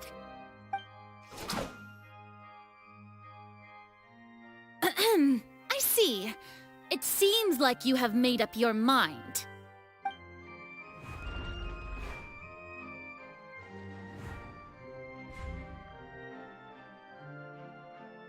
Paimon can't believe it. What the heck is going on? Did I just see an Archon surrender to a human? Wow, how utterly humiliating. Lady Farina, what is the meaning of this? Shh! It would seem that there has been a misunderstanding. To be clear, the raising of both hands is not always an indication of surrender. Looking for excuses again, huh? I raised my hands just now to indicate my acceptance of the trial. No duel shall be necessary. I will admit that I've been running away for a long time. I'm sorry, everyone. I was unable to protect the people of Poisson.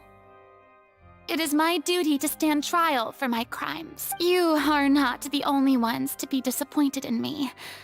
I, too, am exceedingly disappointed in myself. But now, it is time for the Hydro Archon to show you her courage and resolve. I, Farina, will use this trial to show the world the true meaning of justice! This time, I will protect you. Applaud and rejoice! One of the most outrageous and fantastical arcs known to the opera epiclese is now unfolding before your eyes. Mark my words, this shall be one of the most exhilarating and brilliant shows ever to grace the stage of Fontaine! The trial of the Hydro Archon, Focalor, will now begin! Woohoo! Oh, no! Why does it feel like Farina just took over the whole thing? Like, come on! Didn't she just get forced to stand trial for her crimes? Also, even though she's still acting super dramatic, she is taking this seriously this time, right? All right, then.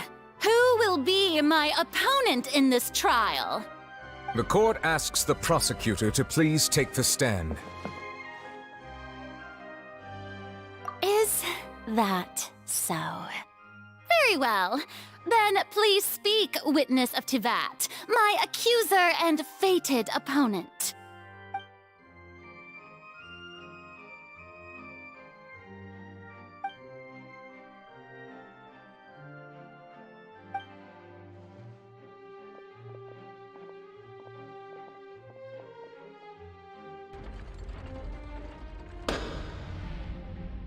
Also, please allow me to ask, as a final question before the trial begins. Just how much work did you do to force me onto this stage? Well, we did do a lot of prep after the meeting that day. I can go over the tasks assigned to the Spina di Rosula, since Navia, the president of the Spina di Rosula. Most of the people who participated in the disturbance this morning were my subordinates. They changed into plain clothes and came to the Opera House as regular audience members, waiting for the perfect opportunity to incite insurrection against you. The people's resentment against their Archon has been building as more and more of the prophecy is fulfilled. A spark was all we needed to turn smoldering anger into a flame. Moreover, according to our understanding and analysis of you, we arranged for a second group to lie in wait there. So, you mean, the ones who scoured the settlement for me were also from the Spina? And their goal was to force you to step into the giant magic box so you may personally participate in the greatest magic performance in all of Fontainian history. That's right. That house was a magic box, rather than someone's residence. As the super ultimate version of the setup that I used when I first performed at the Opera Epiclese, the volume of the box was increased by a whole order of magnitude, and the distance it traversed was the entire gap between Poisson and Aranias. Its cargo, of course, was an Archon instead of a human. My thanks, Farina. Without your help, we could never have pulled off such an extraordinary performance. You're welcome? Of course, this performance was only made possible with Father's support. The House of the Hearth spent a massive amount of labor in Mora to pull this off. We had to select a location, construct the giant magic box, dig a tunnel, and open up a path through the water. It was a lot of work for all of us. So, in other words, the earthquake that we felt within the giant magic box was just a normal tremor from the transportation of the whole house? That's right. It wasn't a sign of another disaster to come. Then, I can guess Nervilette and Cloran's parts. You gathered a crowd, prepared a stage, and made sure that the champion duelist would be immediately ready for a fight. Also that as soon as I appeared on the stage, the trial may commence without a hitch. Am I... Yes, that is correct. Well, Clorand, I must commend you for your courage. Only the most outstanding champion duelist in all of Fontaine would accept a duel with an Archon without flinching. Thank you. As for you, you'd make sure that I didn't notice anything amiss before revealing yourself as my prosecutor once... Oh?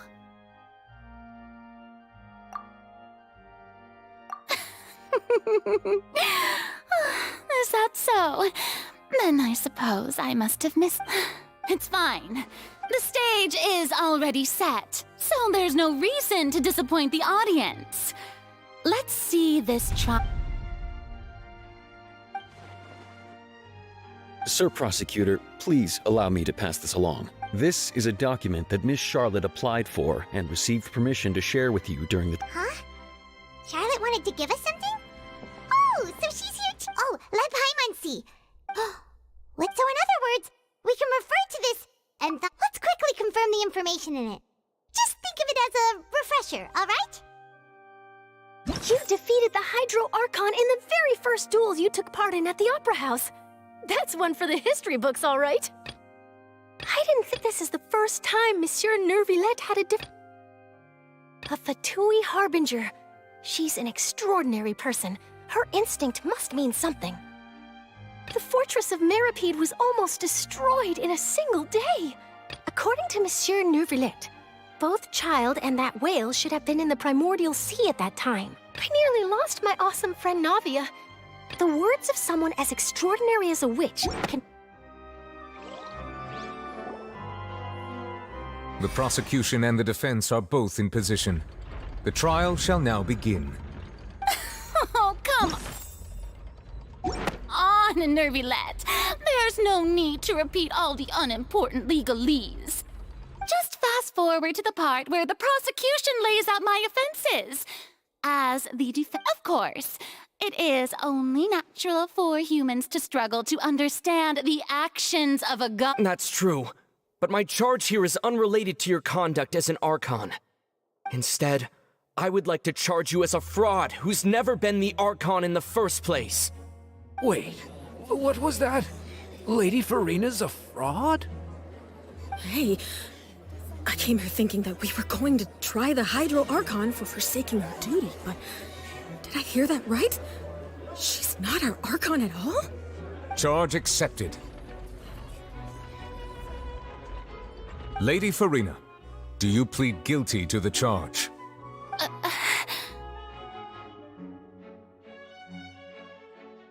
Lady Farina. I plead not guilty. How can I be guilty?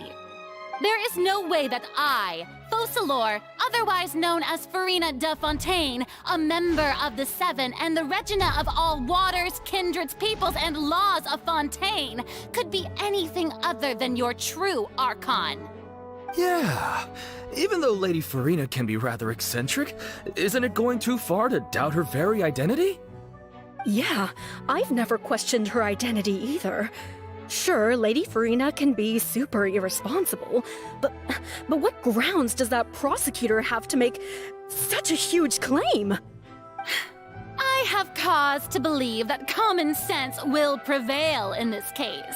Many of the members of the audience have known me as the Hydro Archon ever since they were born. There would be no fooling their memory. See? Even the Oratrice has decided to show me its favor. Are you sure you want to commit to a charge that will never be upheld? If you wish to drop... An argument with near impossible odds, huh? We have to not only refute Furina's claim... Well, I try... And if I was...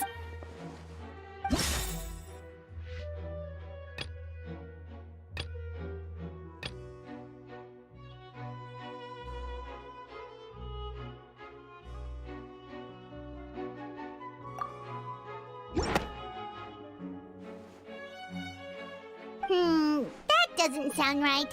Paimon doesn't think this clue can be used as compelling evidence to build our case.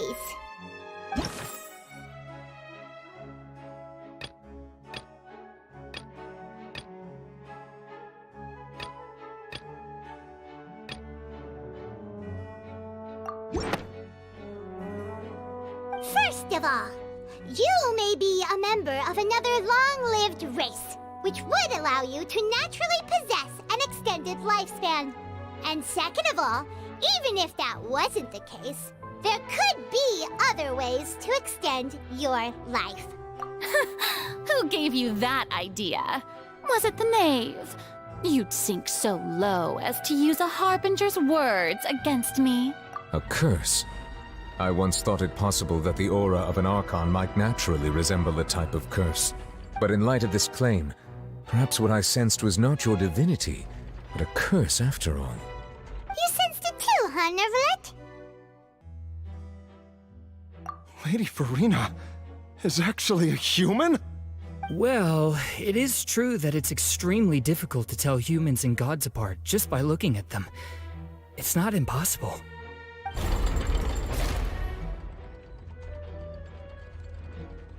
Well, don't start celebrating too early now. Besides, everyone knows that the main difference between a human and a god is the possession of authority.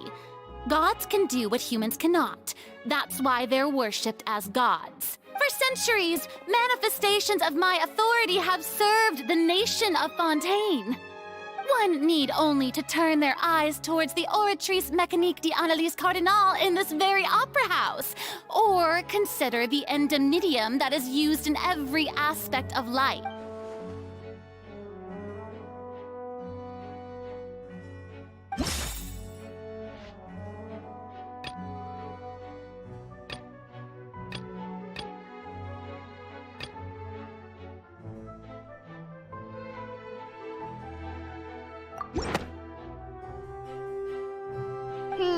That doesn't sound right.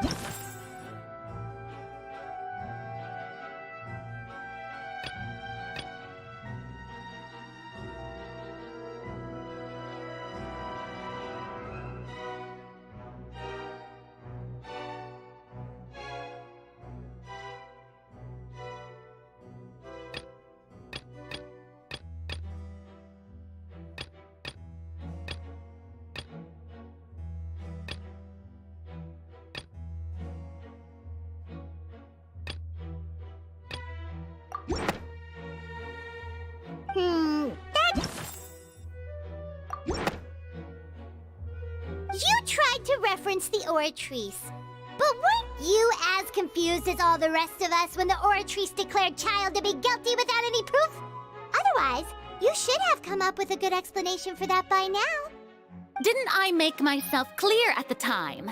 The decisions of the god— Lady Furina, I believe a reminder of your current— While the court is in session, the principles of justice and the law must come before all else.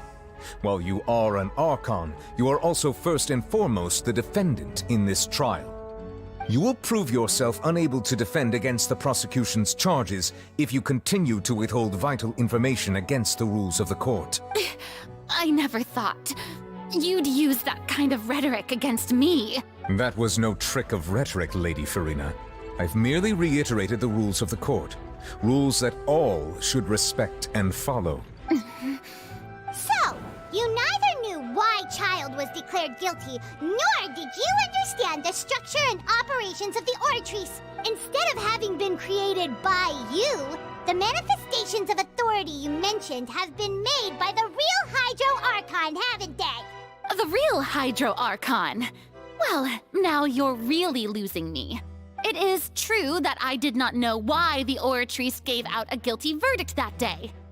But the Oratrice handed out that verdict unilaterally, and it has been operating independently ever since it was first created. You can't argue that just because a divine creation is flawed, that the god behind it must also be no god at all. She's still throwing out all kinds of excuses. Seems like she's confident. My power as an Archon. There are many ordinary citizens in the audience. How can I just carelessly demonstrate the formidable power of an Archon? If that poses a concern, I'm prepared to extend my protection to the audience. You don't need to go that far.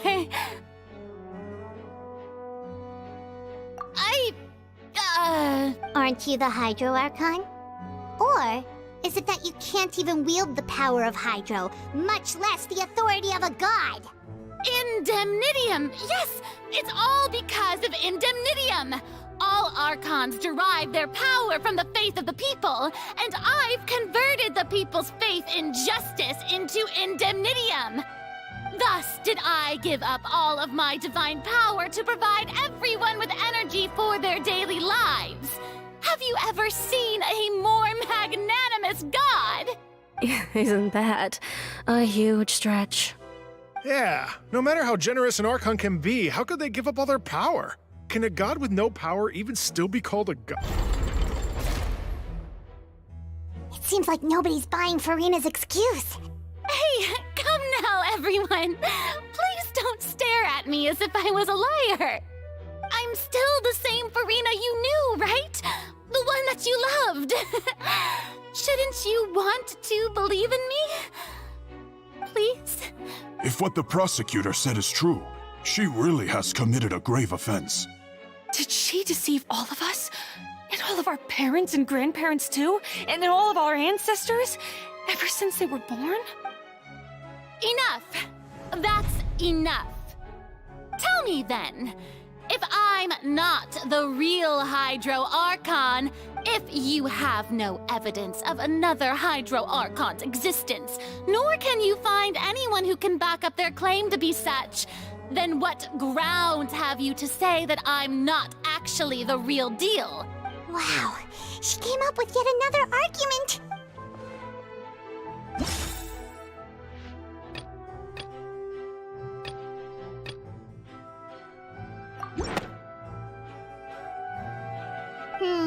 That doesn't sound...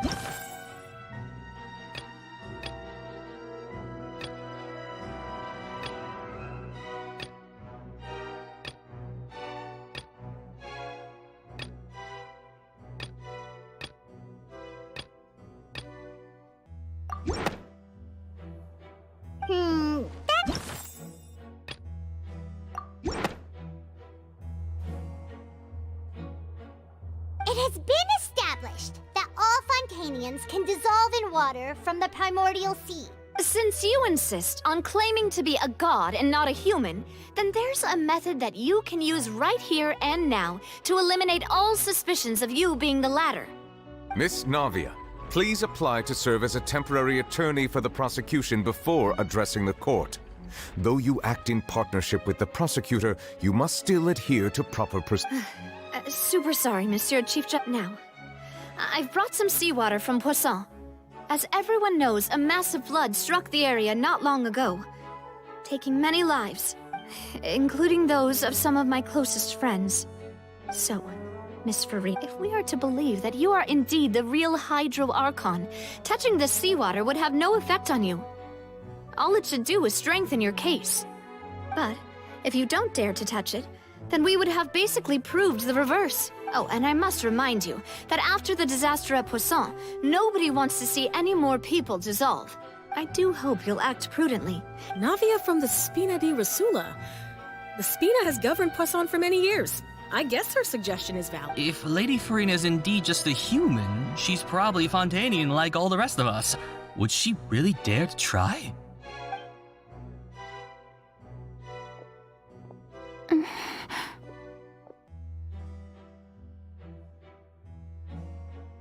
Lady Farina, this test has been unilaterally proposed by the prosecution. As it falls outside the realm of standard court proceedings, you possess the right to decline Well, of course he had to tell her that. But refusing to participate is basically the same as a confession of guilt. She's just staring at the water without... What's going on? Is she really planning? Due to the inherent risk of the test, Lady Farina, you may... Hey!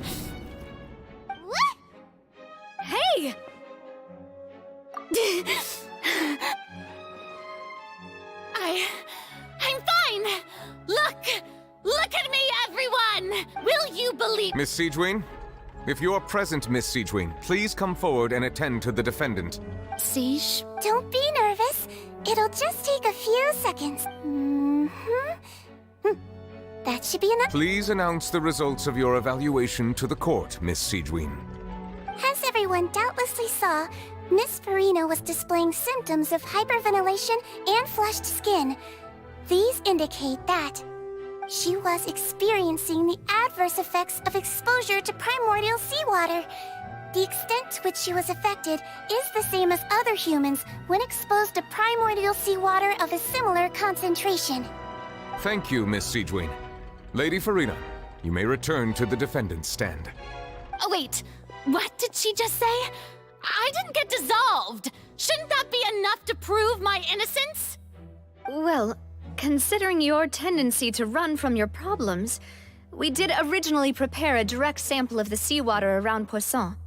However, after extensive discussion, we exchanged it for a sample that is not concentrated enough to dissolve an actual human. After all, on the off chance that something entirely unexpected might occur, we don't want anyone else to lose their life to the sea. Yeah, so out of regard for Farina's life, you secured a low-concentration sample and asked the head nurse to serve as an expert witness. It's a great thing that the direct sample wasn't actually used. Farina could have... I can't believe... you...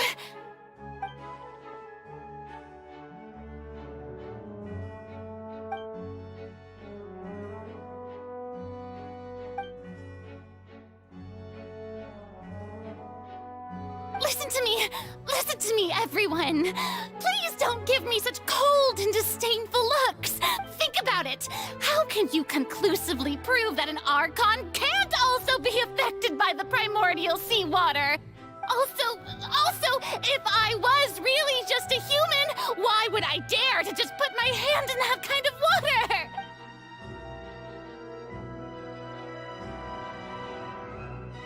Please, everyone!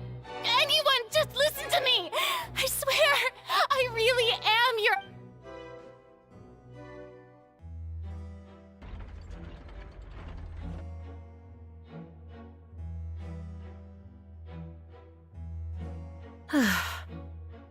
I don't think anything she says at this point will sway anyone. With all the things that have been said, Paimon doesn't think there's any way left for Farina to win. I believe the time for arguments and presentation of evidence has come to an end. If there are no objections, we will move on to the final judgment.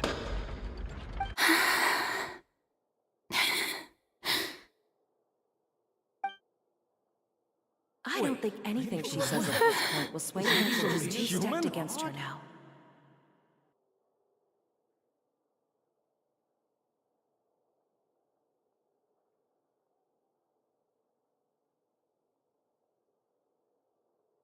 In my capacity as Chief Justice, I shall now render justice as a human who knowingly deceived her fellow citizens. Farina is... guilty.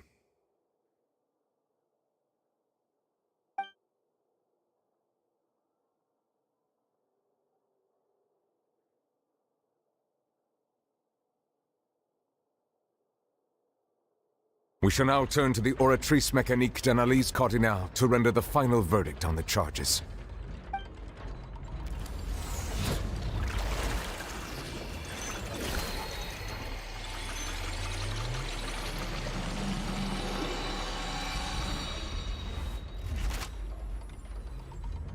According to the judgment of the Oratrice Mécanique d'Analyse Cardinale, Farina is... Well, what's wrong? What's the Oratrice's verdict?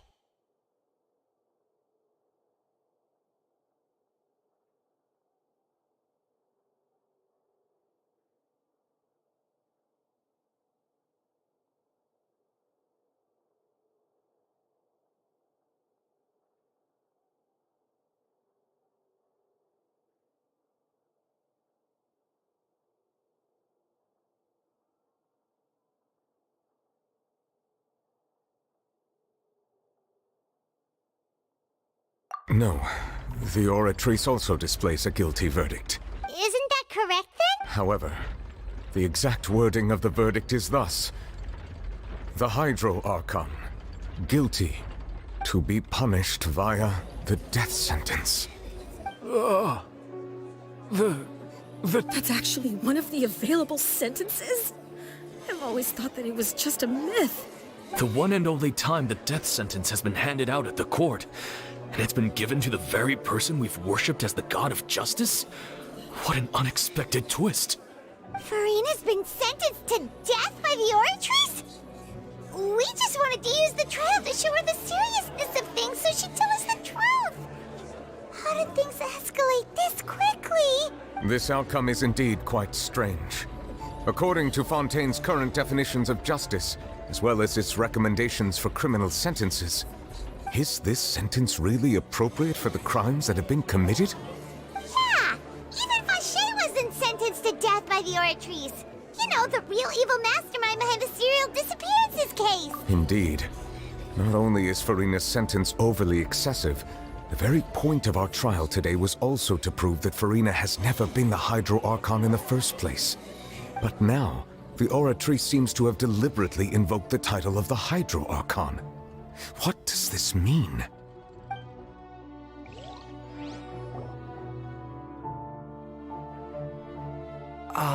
Excuse me, if I may interrupt. Is the trial Fremine! You finally made it. Mm-hmm.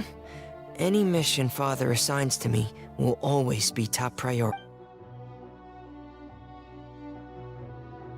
Is that the first prophecy slate? Huh. So the knave privately arranged for Fremine to try and find the missing slate. I looked everywhere and finally found it at the bottom of the sea. It took me a long time to get around some dangerous stretches of water. But has the trial already concluded? Then... Thank you for your hard work, Mr. Fremine. Please allow me to review the record left on the slate. Traveler, I believe that you have already seen the other existing slates, and would like you to come here and confirm their contents.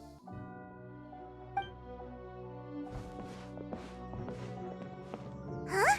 So what do you see? What is it?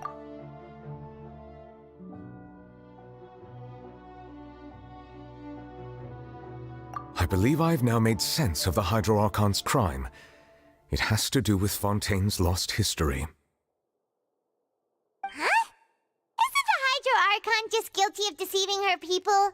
Oh, wait, no, that's Farina, and we've already proven that she's not the Hydro Archon. So when you say Hydro Archon, do you mean the real Hydro Archon we've been kinda talking about? In truth, everything that you've encountered in Fontaine up until this point can be traced back to the contents of these stone slates. However, I'm uncertain as to how much sense they currently make to you. Okay, let's try to recall the contents of the other 3 stone slates. Paimon will do her best to help you remember.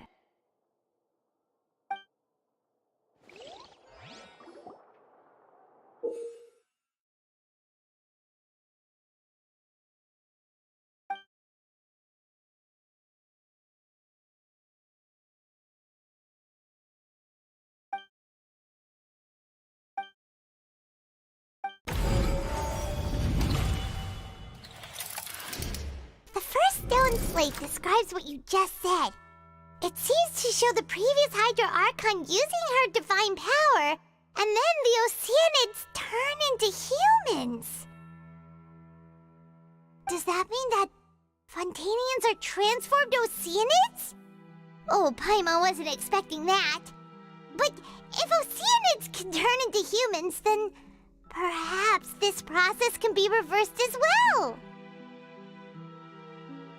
The second stone slate shows Celestia floating in the sky, and the Hydro Archon and her people worshipping it together. But the heavens still brought judgment down upon them. This must be the point when the Hydro Archon and the Fontanians were branded with their original sin. Does this mean that the original sin and the Hydro... The third slate shows the Hydro Archon sinking into the sea surrounded by many people. That reminds Paimon, didn't we also watch that happen to someone else? Well, the fourth slate is the prophecy the Fontanians have been talking about. People dissolving into the sea, the Hydro Archon crying on her throne, and so on. We didn't believe that such a crazy disaster could happen at first, did we? But after that...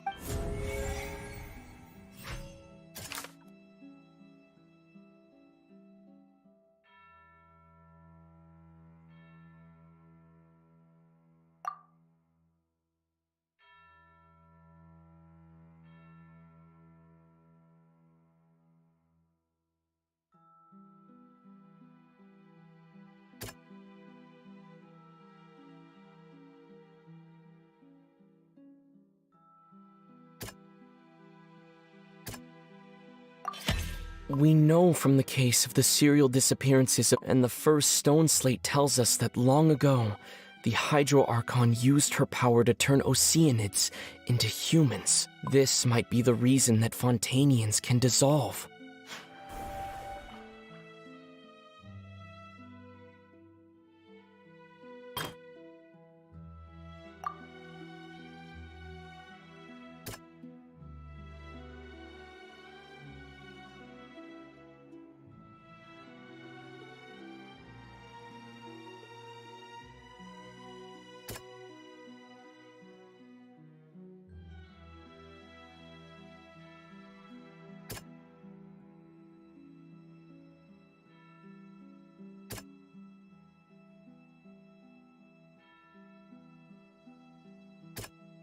That doesn't sound... That doesn't... Perhaps what is about to take place has the true sin of the Hydro Archon that Nervalet mentioned, and the original sin cast down on the people of Fontaine by Celestia, as recorded on the stone slates.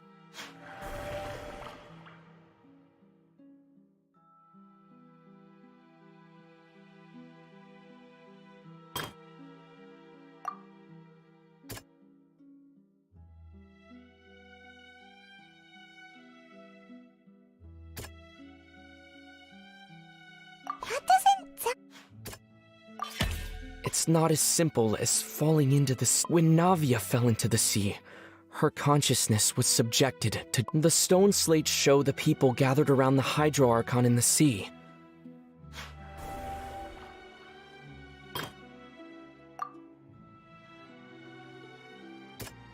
That doesn't...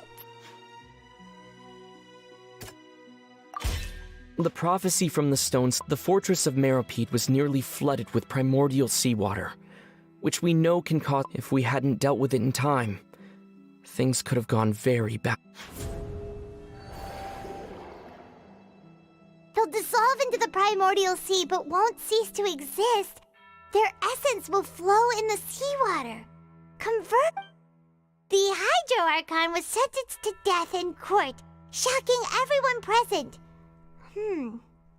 Perhaps this means that her sin was actually Fontaine's original sin. Navia fell into the water inside those ruins, and she nearly dissolved. She was surrounded by the people of Poisson in a court within her consciousness.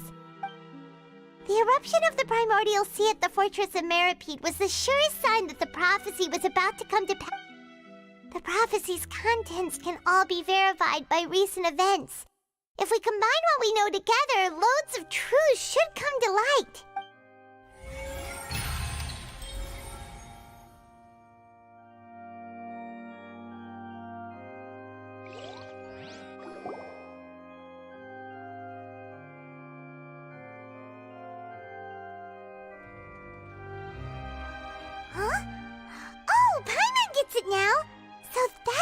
can make sense of it. But then it feels like we're going to have to share some truly shocking revelations. Let's hear them. Incredible. Linny. We're not real humans. All Fontanians were originally created by the late previous Hydro Archon, with Oceanids as their basis. The evidence for that can be found in how only Fontanians could dissolve in primordial seawater, and how all the girls Vacher dissolved were also turned into Oceanids. Oh, and according to Navia, when she was about to get dissolved, she also saw everyone gathered around for a trial, all of them in the shape of Oceanids. Indeed. Yeah, and it follows from the content of the first slate that she probably angered Celestia by creating humans without prior permission. That could also explain why the Oratrice judged the Hydro Archon to be guilty. It's to account for that ancient sin. The Hydro Archon's true sin was creating us? And yet, after many hundreds of years, the Hydro Archon's creations have turned around to try to judge the Archon within the Opera Epiclese. The twists of history. Yeah, isn't the image here just like when Navia fell into the sea? So wouldn't it be trying to show the image of the Hydro Archon also falling into the sea once the prophecy has been fulfilled in the fourth slate? In the end, the people will all be dissolved into the waters, and only the Hydro Archon will remain weeping on her throne. Only then will the sins of the people of Fontaine be washed away. Did Paimon get all that right? You've made some keen deductions. I must say, given how much you still don't know, it is impressive that you've already managed to connect so. However, while you were able to decode all the information on the slates, when we were at the ruins, I tried to decipher the hidden information recorded in the slates. But since we only had 3 slates at the time, I was unable to come to a full conclusion. Now that the slate collection is complete, I shall make another attempt to decipher the narrative recorded within. If everything goes well,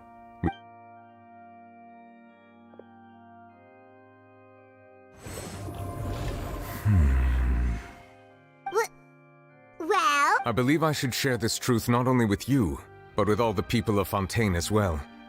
I will try. Your hypotheses regarding the origin of Fontanians and the sin of the Hydro Archon were both correct. In the Fontaine of old, the previous Hydro Archon sensed the yearning of her Oceanid familiars for life on land.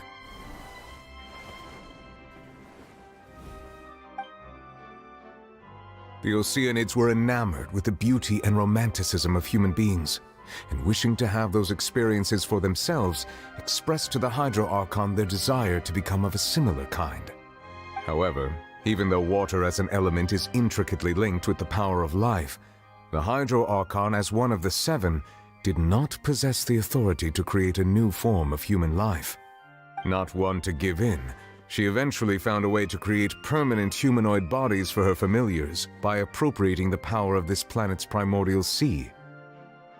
She poured primordial seawater into the Oceanids' blood vessels, creating humanoid mimics in the process. But if Fontanians were to ever come into direct contact with water from the primordial sea, the power within their bodies would escape these artificial restraints and return to the sea. As a result, their forms would collapse, and they would be reverted to their original forms as Oceanids. Of course, the Hydro Archon never received permission from the heavenly principles to create a new human race. And thus, the Hydro Archon and all of her creations came to shoulder the original sin of appropriating the power of the primordial sea. That is the true history of how the people of Fontaine first came into being. So we were all Oceanids before we— That's way too much information for me. I think I'm just going to— Wait, but if that's the truth, we can't let the Hydro Archon be sentenced to death. After all, her only sin was creating us. This really might be too much information for your regular Fontaine. Alas, your hypothesis regarding the 3rd and 4th stone slates was inaccurate.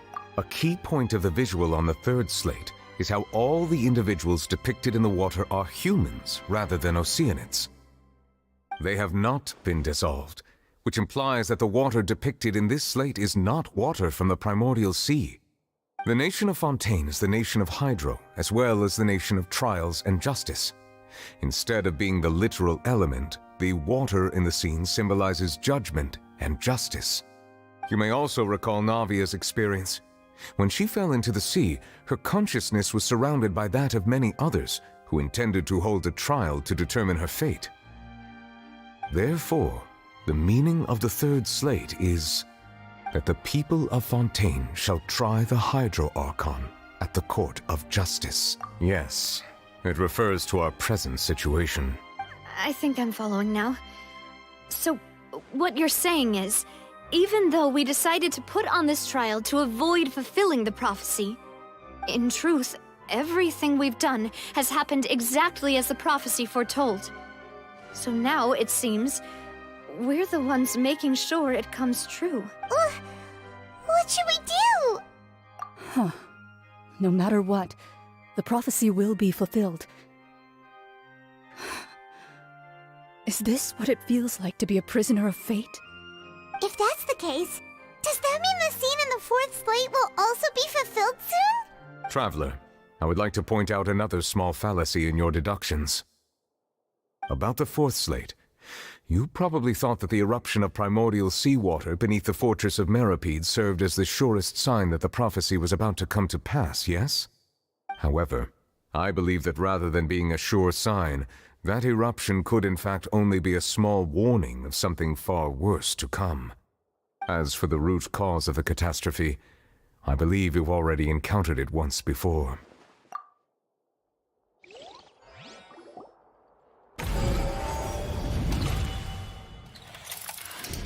This eruption was just a small warning of the things to come. We must find the root cause of the disaster.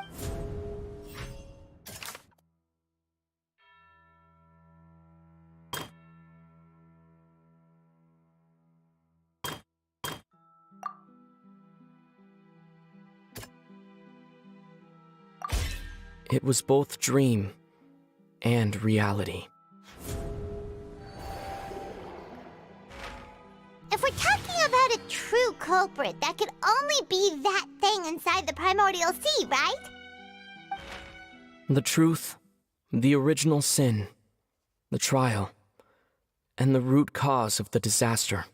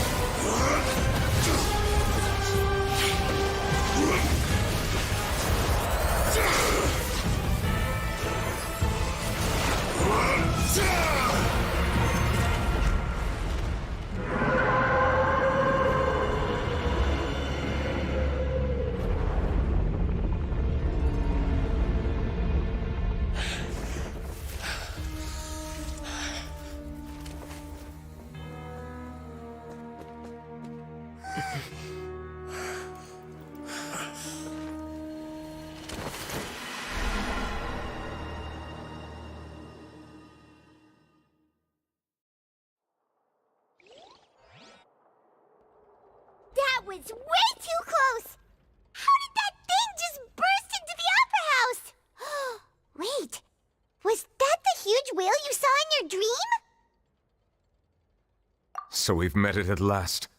I understand very well why it has chosen to make an appearance here.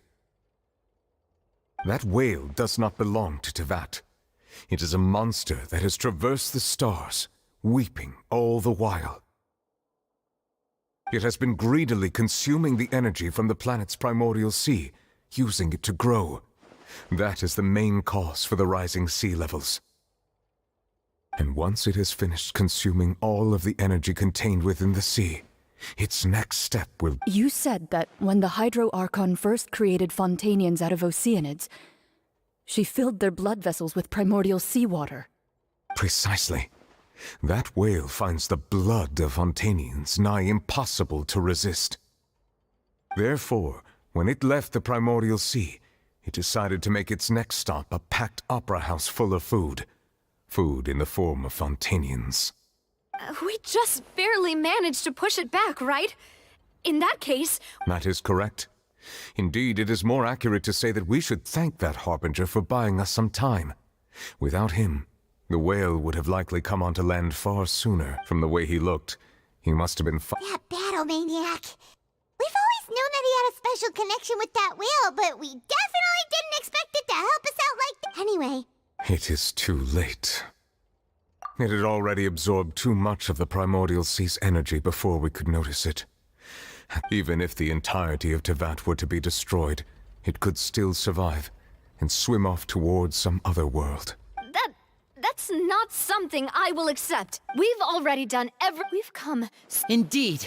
That's not how a grand performance should end. I'll fight it to the end. So the prophecy will be fulfilled no matter what, huh?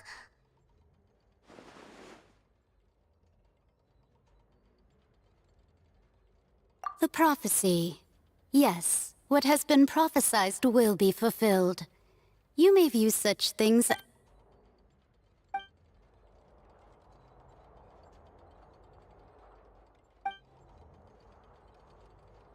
just as prophecies are usually only the future as seen from the perspective. Ultimately, fate...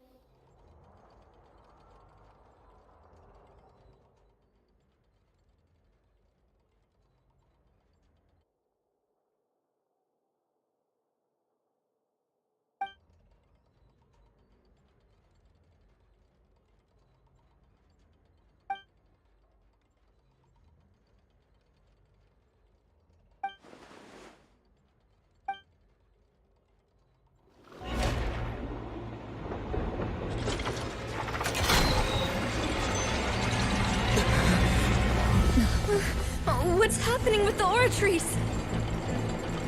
I believe it is preparing to carry out the death sentence.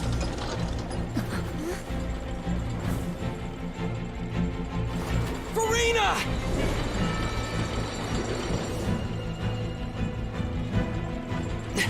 No, I still need answers.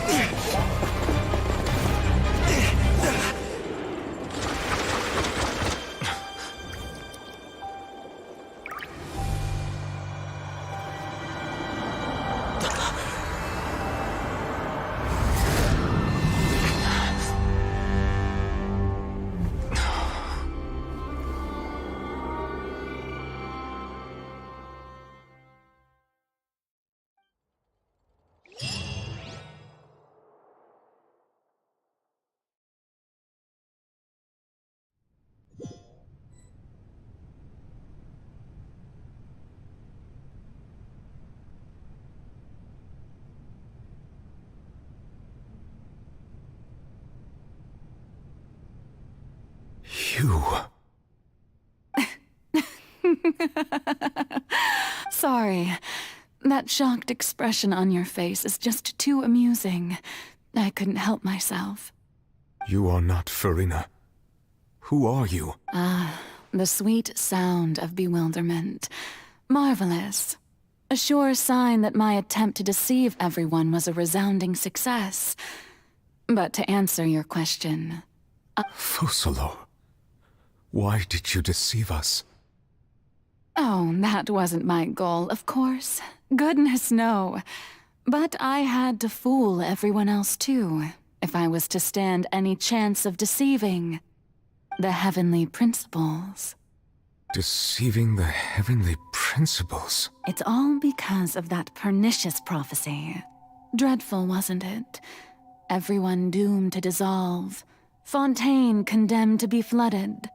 One was not amused. In fact, one was positively bemused when that problem was thrust upon me by my dearest predecessor. That's the former Hydro Archon Egeria, for the uninitiated. It hardly gets more disastrous than a preordained national catastrophe, now does it? She knew full well that the prophecy would surely come to pass. And as one of the seven, she also knew full well that one defies the heavenly principle. So yes, as you have no doubt surmised, it was a rather impossible situation that I found myself in. I spent a terribly long time mulling it over, alone on the ocean floor. And I was almost growing barnacles by the time I finally realized there was only one possible solution to this confounding conundrum. I had to outwit the heavenly principles, allow the prophecy to be fulfilled, ostensibly at least, while saving everyone at the same time. I'm a genius, I know. I can only assume that's why Egeria chose me as her successor. Although, looking back now, it was hardly the inheritance one dreams of. Between the task of saving the nation, the quotidian duties of the Hydro Archon, and not to mention the original sin of creating a new race of humans, I dare say she left me quite a colossal mess to clean up. But one can only play the hand one is dealt. I did not choose this, any more than I chose to be one of her Oceanid familiars. So you were also once one of the Oceanids, transformed into a human by Egeria's hand? Yes, I was. I always dreamed of becoming human. And I still do, even now. In my eyes, to be human is to be part of the greatest opera ever known.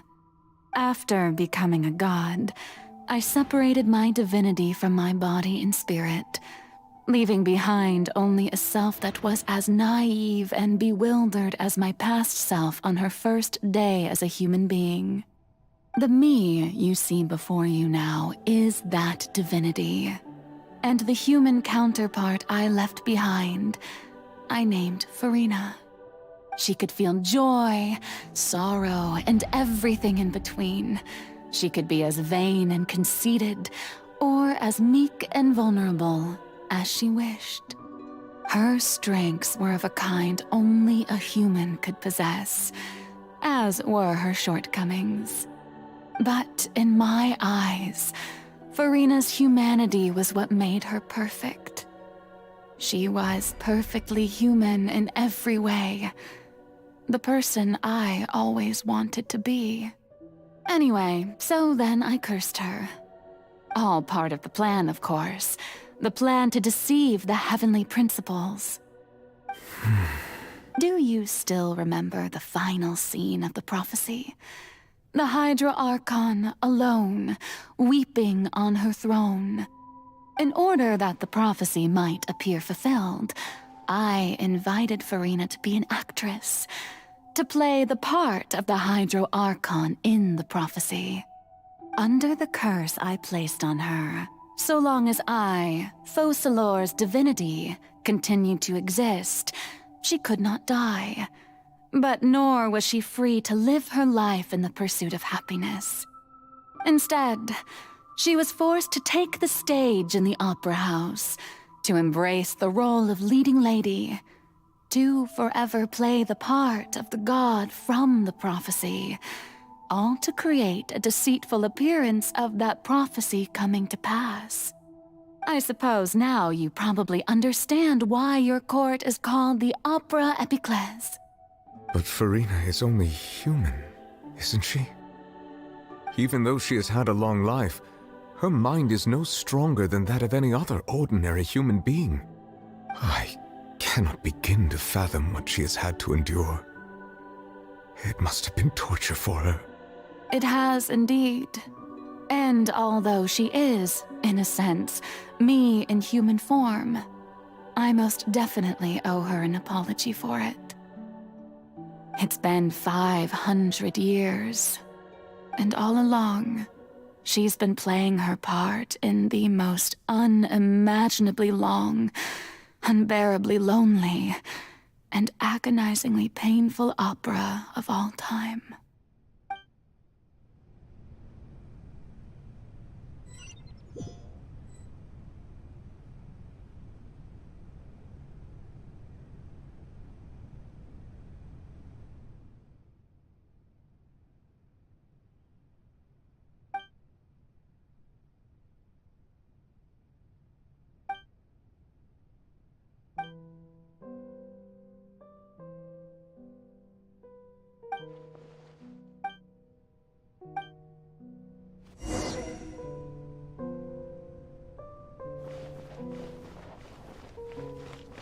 Yep.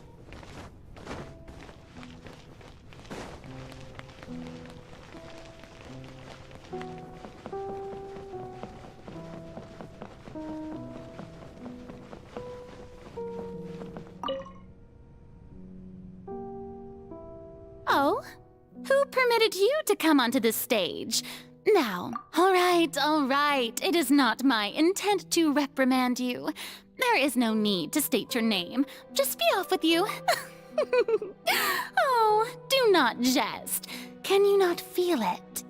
I am Focalor. The eyes of countless Fontanians are upon me.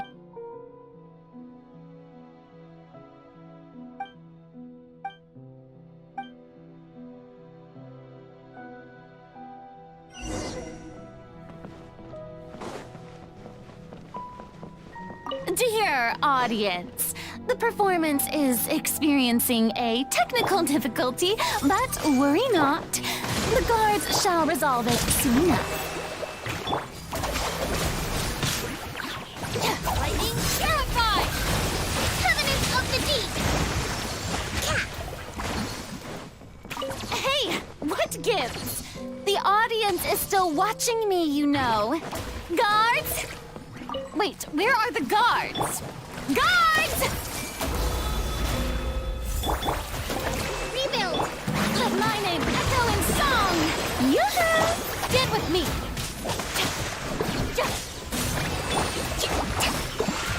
Let's play turn a little.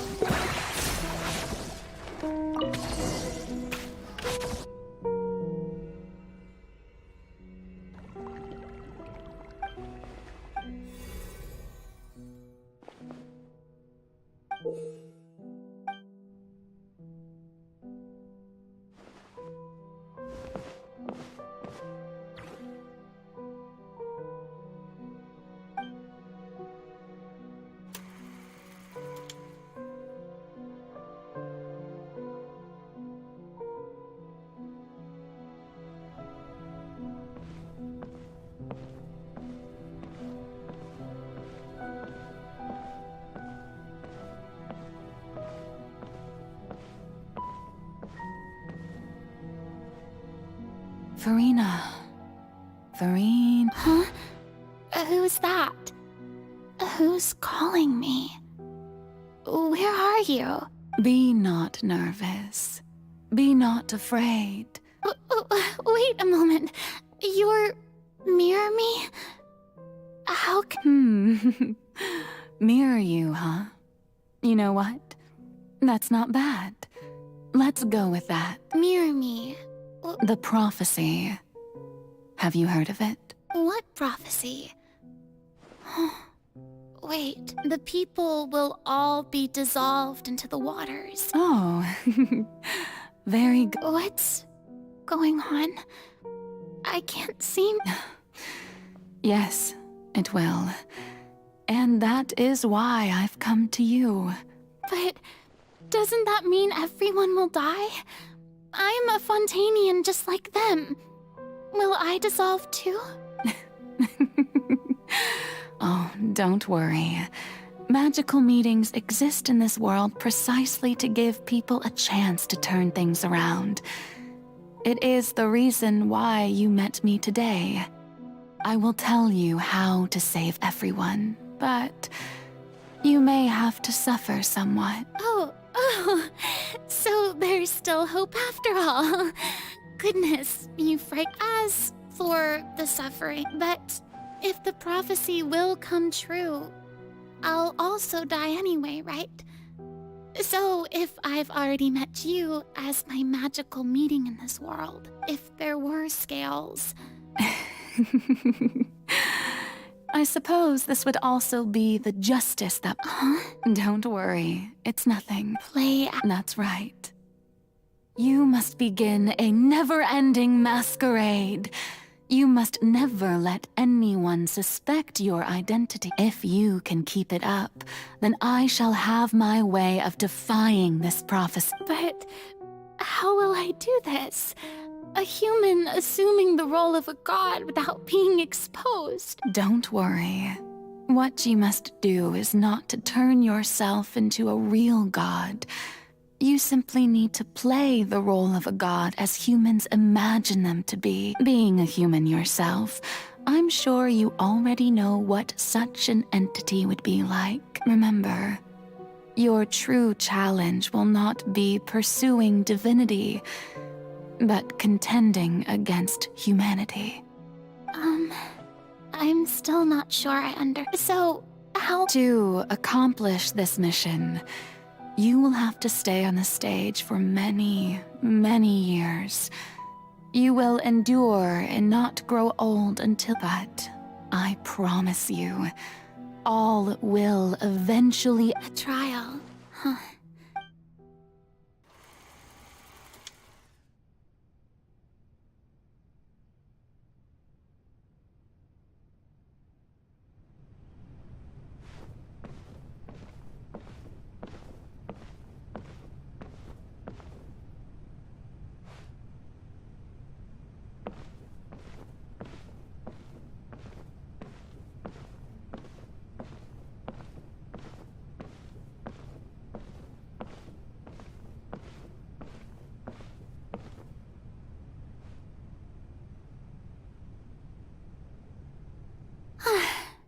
The Maison Cardinalise has announced my accession, but this is my first time facing the people. What should I say to most appear like... Ladies and gentlemen, good evening!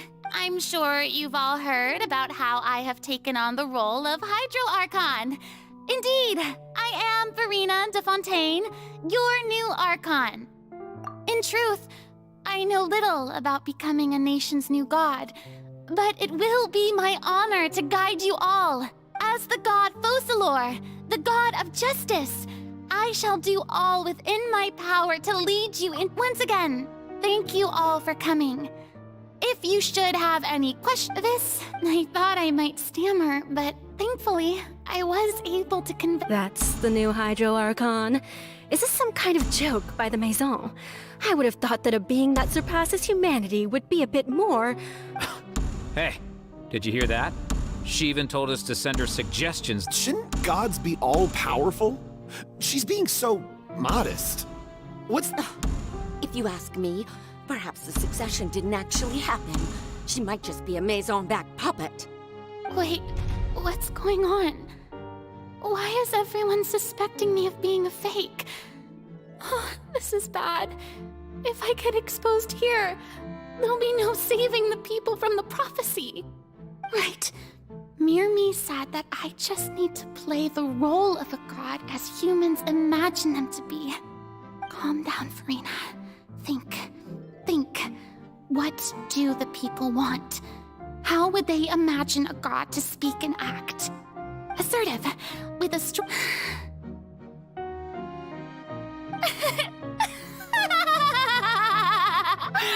Now, I was wondering if some weak puppet were to one day come onto the stage and claim ownership of... You may consider my previous act a door gift of sorts. Now then, let us be reintroduced. Ah, so that was just a performance. How could I have forgotten that we were inside an opera? Personality? It's quite shocking, to be honest, but I suppose it's a better look than before. Such a fascinating and bold deity. How wonderful! Our future may yet be bright after all. It seems I've turned them around. best follow. My dear people, whether you acknowledge me or not, whether you trust me or nay, I say to you, keep faith in your art. We have heard it said that this nation's sins can... The scales of... May law be the prayer on our lips. May judgment be our worship. There is no... So long as...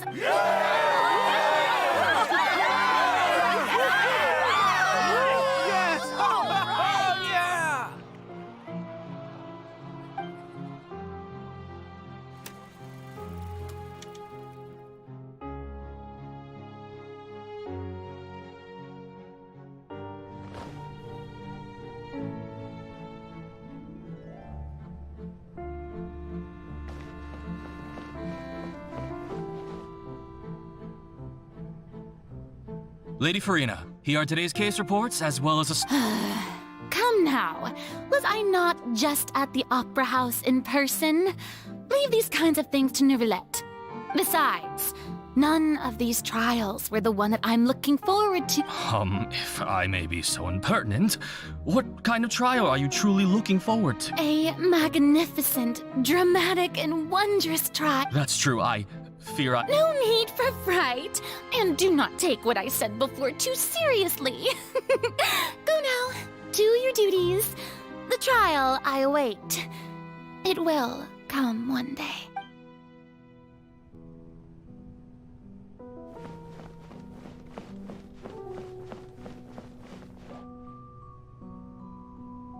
Lady Farina, I don't know what to say. Thank you for agreeing. No need to thank me. Or rather, thank your own sense of perseverance instead. Long have you stood in line to meet? All right. He is doing much... You're...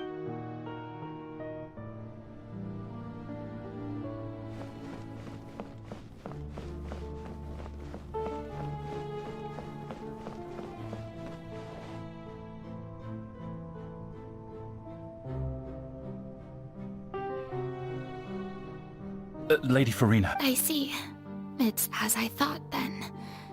As your god, I did already all manner of Really? I'm...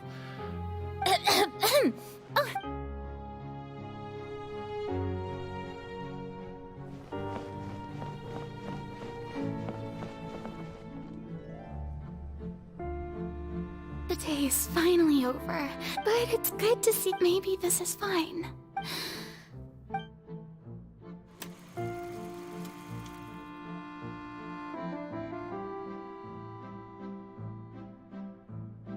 Lady Farina, here are the new trial reports for the latest cases, as well as a summary. There'll be no need for that. Lady Farina, Wait. Indeed, my dear, loyal citizen. This joyous moment is an Lady Farina, we're detecting significant hydrological anomalies near Poisson. Understood. Keep monitoring. Keep me informed should anything come up at the Institute.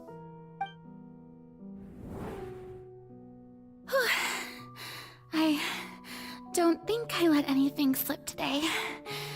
I must show the people that there is nothing to worry. I just don't know when these days will end. I feel utterly exhausted.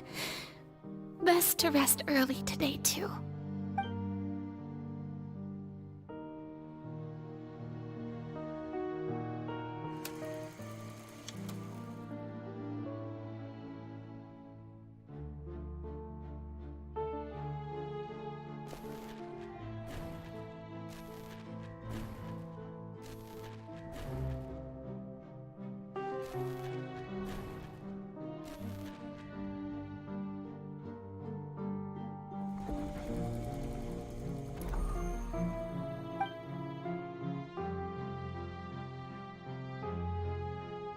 Lady Farina, it's like a dream being able... I've heard that the first member... And what a fine family yours is indeed. It brings me... Hmm? What is... Are you crying? Uh-huh. Oh, really now?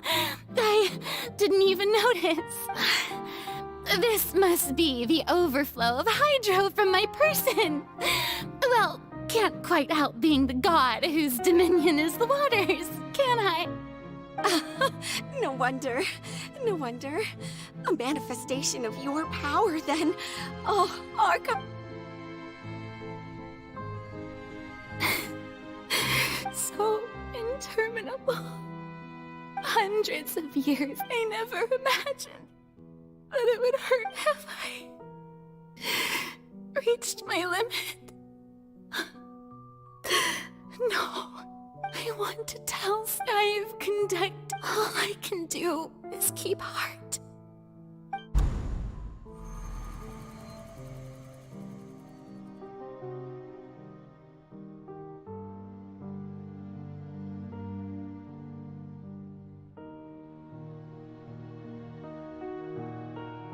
Farina, you don't, although I don't know what...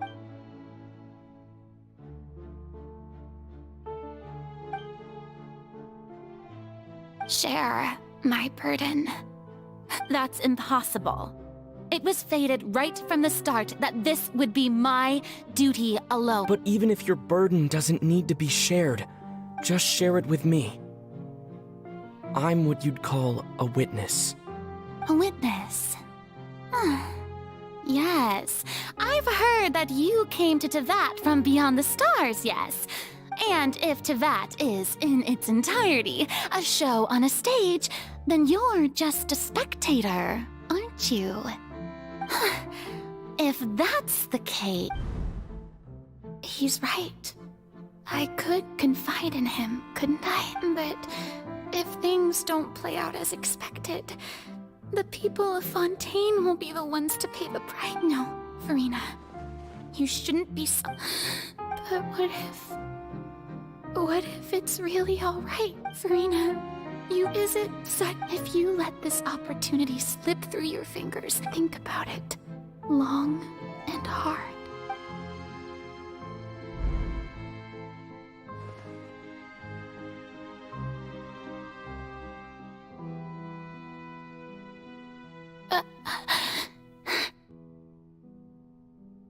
No, I have... All you need to do, dear spectator, is to...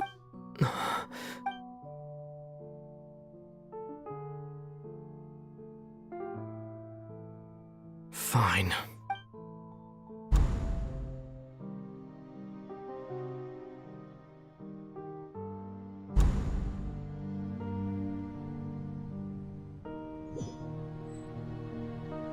So even Farina doesn't know the truth? You've never once let her in on the full plan? Yes, it had to be done. To deceive the heavenly principles, you must first deceive yourself. She did very well.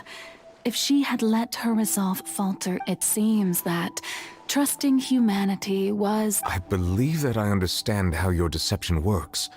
How would you build on this foundation to save the people of Fontaine? Ah, good. Of course, the Iudex of Fontaine has pinpointed... I'm sure you've long sensed that the Oratrice is no simple machine, yes? I've always suspected that it had its own consciousness.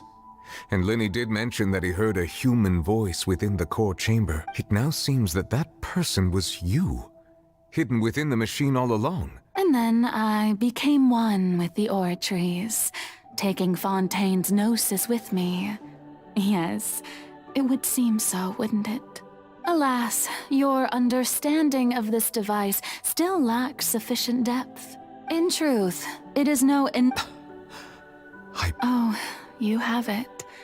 And to be more precise, not only will the Oratrice take down the God of Justice, it will also take down the divine throne upon which she has been placed. I mean, did you think I would be the sort to enjoy peaceful repose while Farina suffered? My work over these last 500 years has been to constantly accumulate indemnitium within the Oratrice. But really, the vast majority has been had to be accumulated to enact this death sentence. It was all a part of your plan, then? Both the trial and the sentence? Indeed.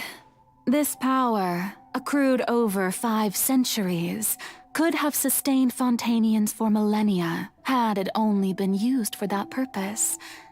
Almost all of it has now been stored within the oratories.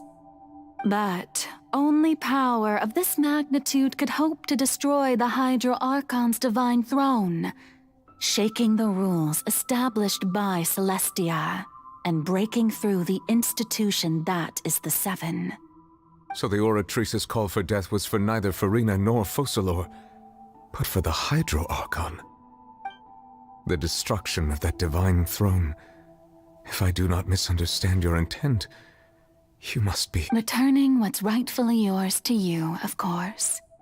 In other words, this was all done to return the authority of the Hydro Archon to the Hydro Dragon of this planet. But...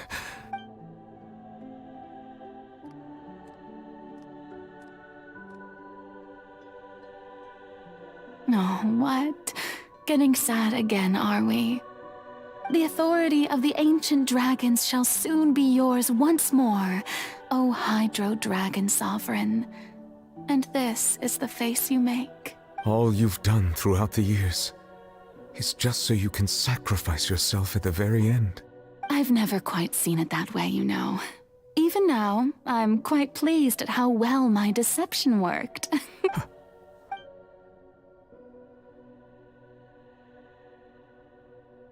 Hydro Dragon, don't cry. I must say, had it been within my rights, I would have loved to judge the heavenly principles themselves. Were they not guilty of essentially the same crime? Egeria stole the power of the primordial sea, and the heavenly principles stole the power you ancient dragons possessed. I, for my part, am the god of justice. And is it not just that your original powers should be returned to you? Speaking of justice, I have always believed that justice lies in the process of pursuing human existence itself. So, if the theft of the primordial sea's might was Fontaine's original sin, then, leaving matters of procedural right and wrong aside, the descent of the Fontainians as in other words, existence was Egeria's justice, and to me, justice is the continuation of that existence, defying the prophecy and ensuring that Fontaine's people shall live on. That should be the justice enthroned over all others. At this point, we, whether it be myself or all other Fontainians, have shouldered the burden of this sin for far too long. Iudex Neuvillette, the highest judge in our land, when you regain your full power as an elemental sovereign, what verdict shall you pass upon us? So when I was invited to the court of Fontaine to serve as Iudex, I see now that that was your idea too. At last, I now understand the true purpose behind this position. In the beginning, I was uninterested in human existence. But these 5 centuries of living alongside them have gradually brought about mutual understanding between us. And I have even attempted to feel as they feel. You are a devious one, Focalor. Things being as they are, surely you know that I could never declare them to be guilty.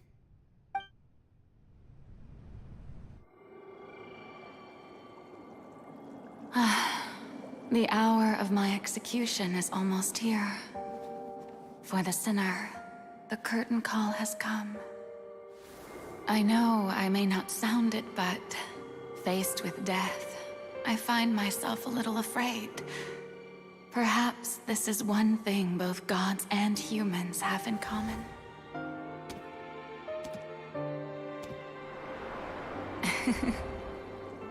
Farewell, Neuvillette. I hope you've enjoyed the part you played these 500 years.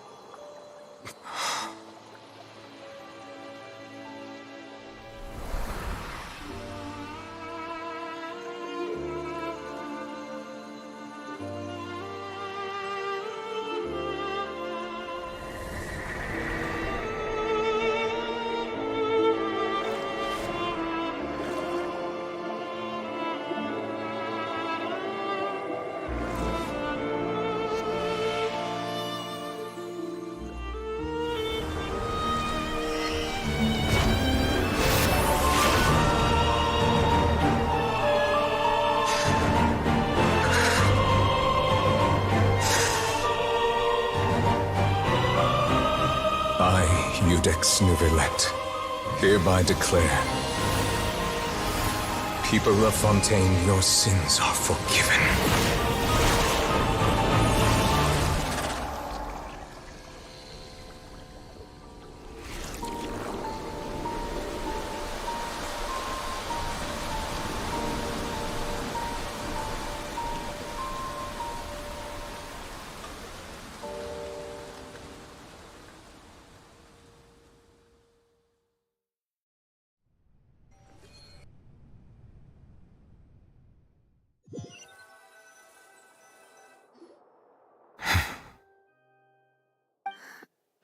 What just happened? Was that bright light some sort of misdirection? But since we're all still alive and haven't been dissolved, I assume whatever happened was good for us. It's time to end this. We must mete out punishment to that beast. Didn't you say just a moment ago that it can't be defeated? I have gained the strength sufficient to deal with it. Through certain means, I now have the ability to separate the power of the Primordial Sea from that creature.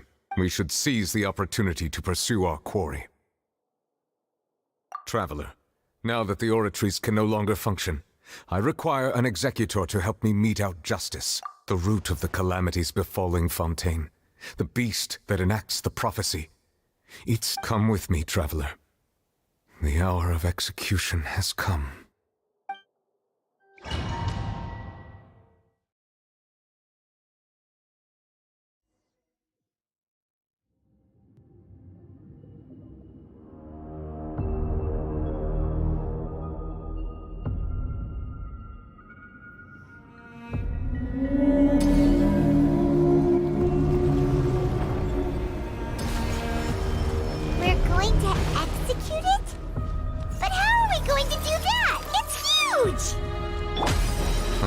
Done my best to separate the power of the Primordial Sea from the whale. But considering the size of the beast, I cannot reach the power source. Unless we can find a way to attack it from within. I shall share a part of the ancient dragon's power with you. We shall look for an opening together.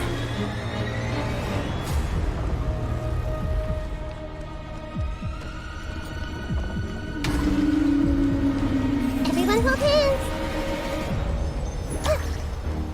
I can feel its sorrow turning into hostility.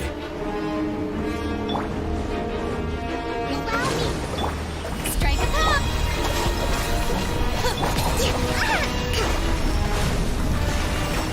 Let's move out.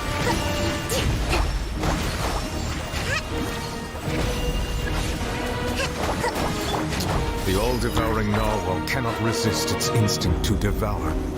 continue to trigger its hostility, and a chance will present itself.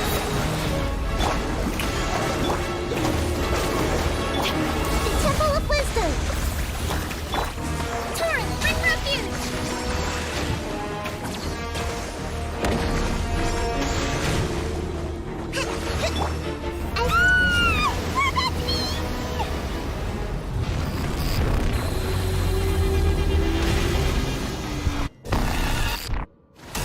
Why is there a hole thingy over there? It looks really scary!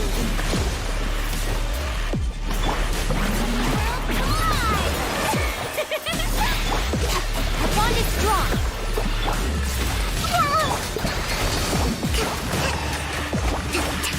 I have granted you my protection. Do not fear. Seize the moment and use my power to suppress its root from within.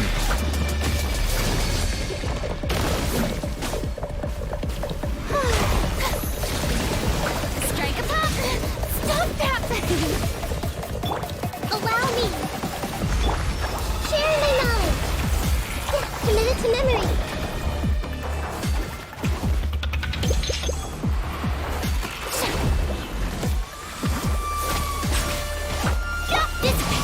I'll settle this. Roll! Rest and rebuild! May I present? Commit it to memory!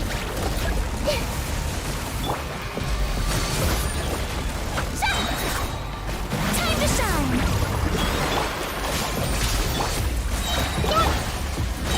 Allow me! Make yourself at home! Grow! Covenant of the Deep!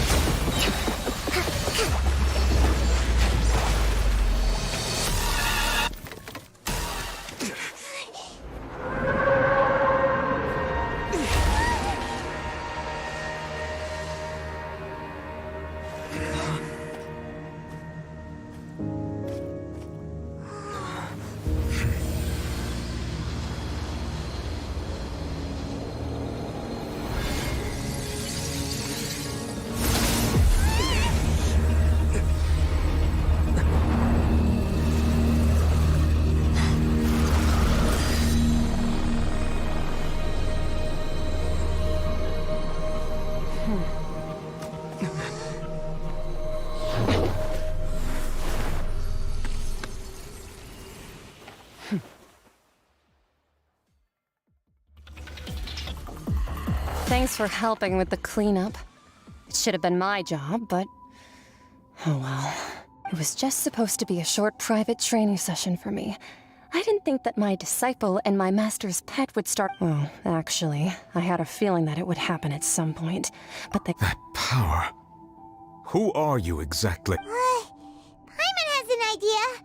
From what she said earlier, she must be Child's master. Skirk, right? It's just that he gave us the impression that she was the less talkative person. I simply did not have anything to say to the weak. But you, on the other hand, managed to defeat the all-devouring narwhal without using power from beyond this world. So you may speak to me as equals. I have to agree. It's a strange use of a planet's primordial waters just to raise an all-devouring narwhal. That kind of power is wasted on it. It's not cooperative. It eats too much. And I have more important things to do with my time than pet sitting. The only thing that creature has going for it is its looks. All in all, it fails as a pet. Miss Skirk? I think you might have missed the point. The point being?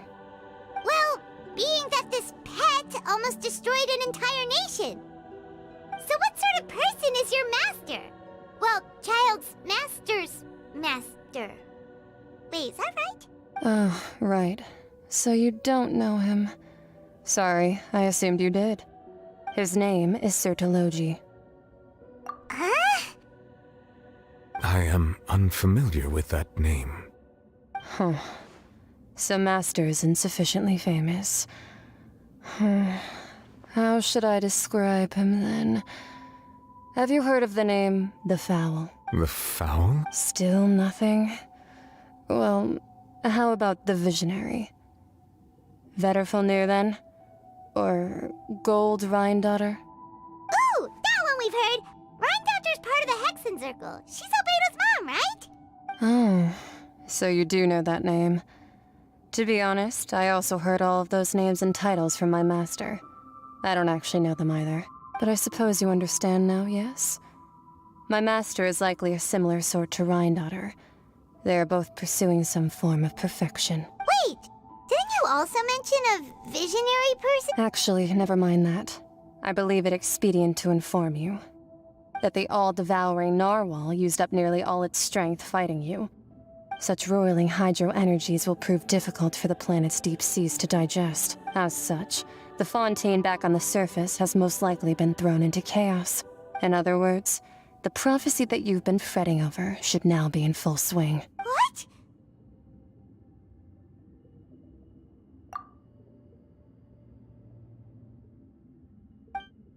Not to worry. Focalor has already managed to deceive the heavenly principles. In the end, the people will all be dissolved into the waters, and only Farina will remain, weeping on her throne.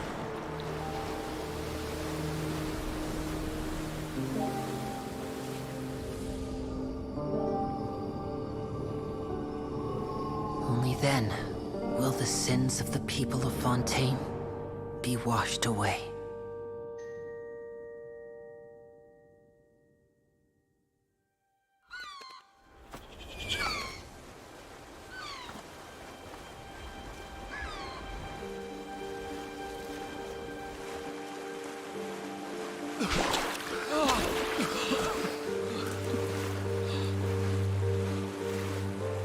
Hey!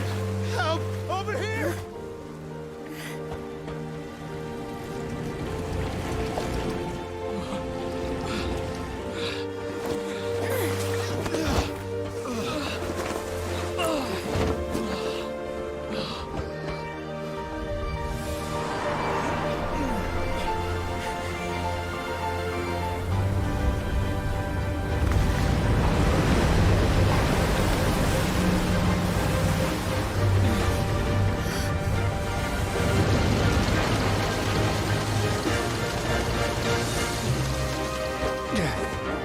All hands, initiate emergency rescue!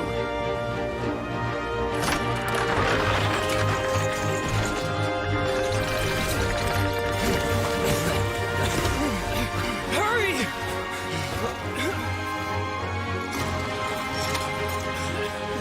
Hey, lend a hand!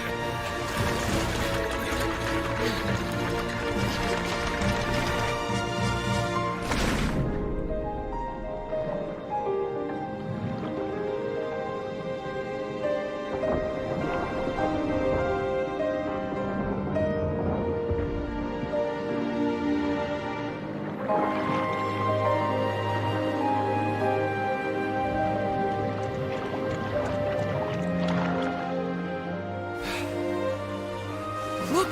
The water's receding!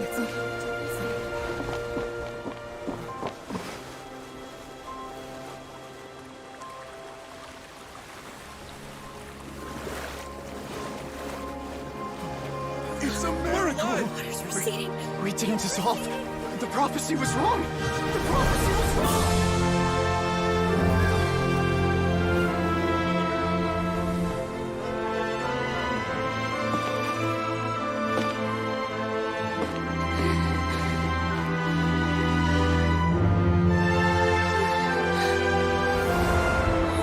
Are you alright?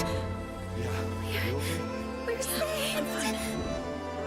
The prophecy was wrong.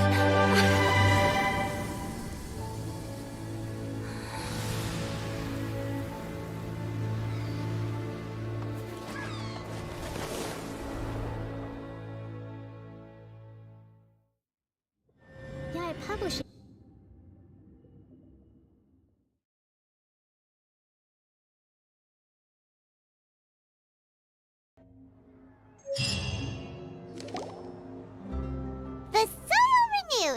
The Spina di Rosula talks post-disaster rebuilding. I recently visited Poisson to meet with Miss Navia, spokesperson of the Spina di Rosula, and we spoke about Poisson's present and future. Old soil can still give birth to new bloom, Miss Navia stated.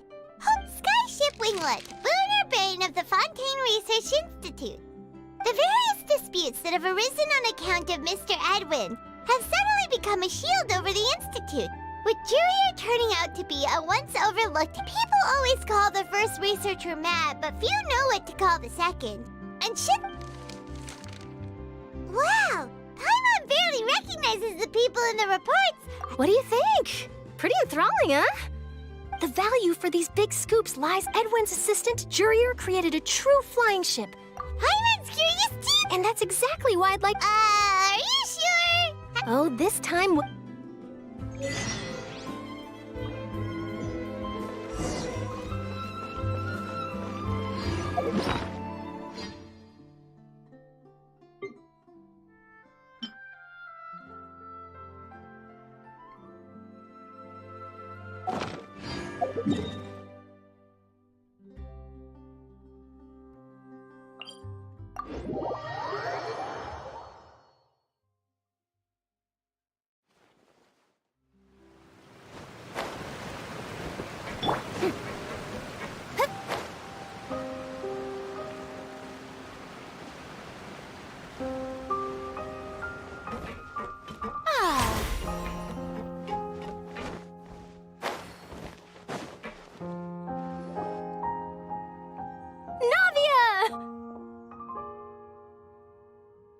Oh, it's you. Hey, we're just having a look around. I'm here to update myself on how things... Let me introduce you. This is Mr. Garunt. Our residents are hard at work as well. Hello, Miss Charlotte. I'm a big fan of you, but if you don't mind, could you not emphasize our role too much in your report? I get where you're coming from. I'll keep it as simple as... That would be fine. Oh, you're back too. How are things? We finished laying down the construction material. Huh? You're here? Well, her reputation's greatly risen after that whole duel. There's too much to consider in the reconstruction of Poisson. The Spina Wait, just a moment. Do you mind me asking a few questions? Forget it. I'm sure you can... I see you're the same as always. Couldn't you do me... Well, if we're talking about doing things for my sake... Of course I will. I'm not gonna let him off that easy. All right, then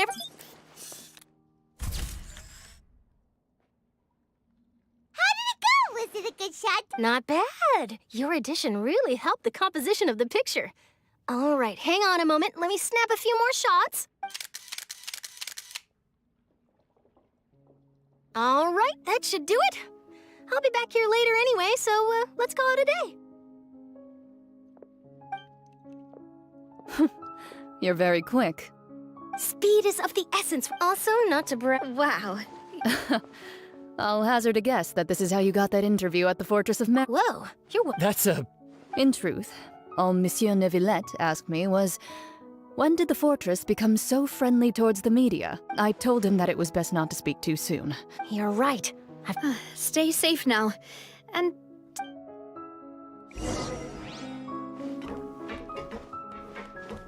The show begins! Ah!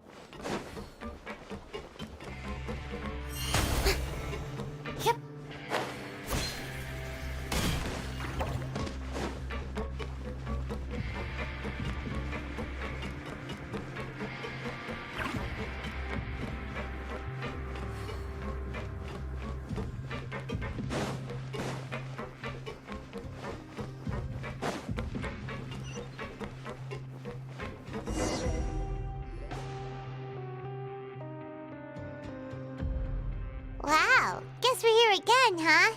There's a real nostalgic... Looks like you've been missing it. Dude, Of course. It's an honor to finally meet the much... No need to thank me. Of course, of course. All right then, this way.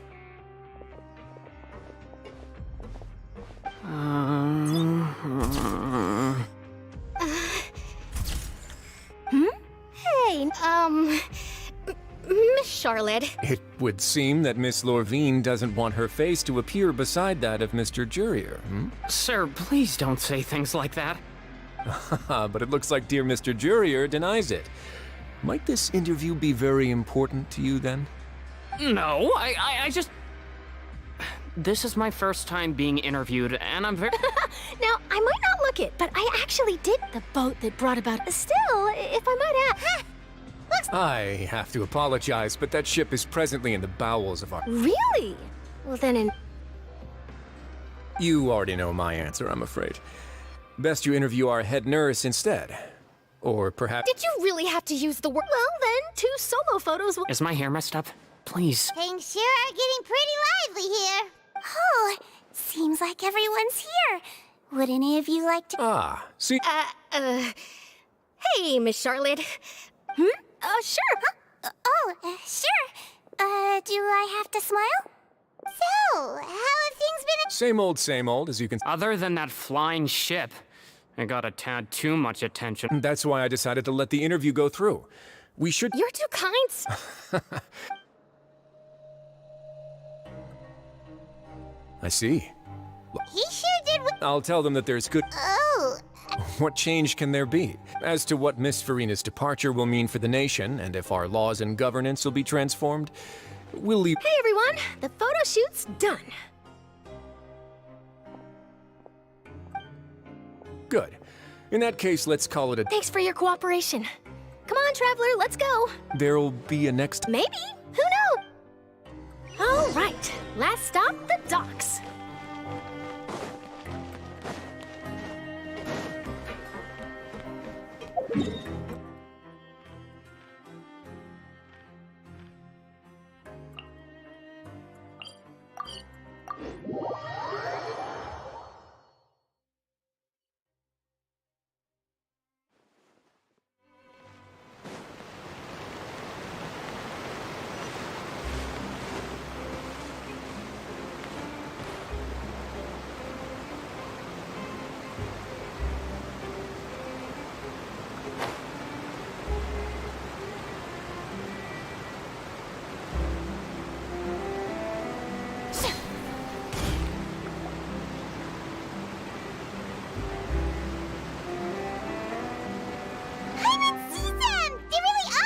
Navia mentioned that she stayed...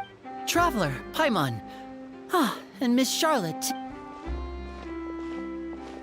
Would you like a magic pocket? What sort of gadget is it? It's a wondrous bag that can be used to carry many things. Trick a friend. I wonder which of my friends would fall for that. You could just make a friend like Fremine here. Isn't that right, Fremine? Is this what you meant by, I'll help you make some more friends? To be honest, that sounds pretty sweet. Could I have your contact, please? Sure. You sure are working hard to help Fremine socialize. He was the one who proposed doing this.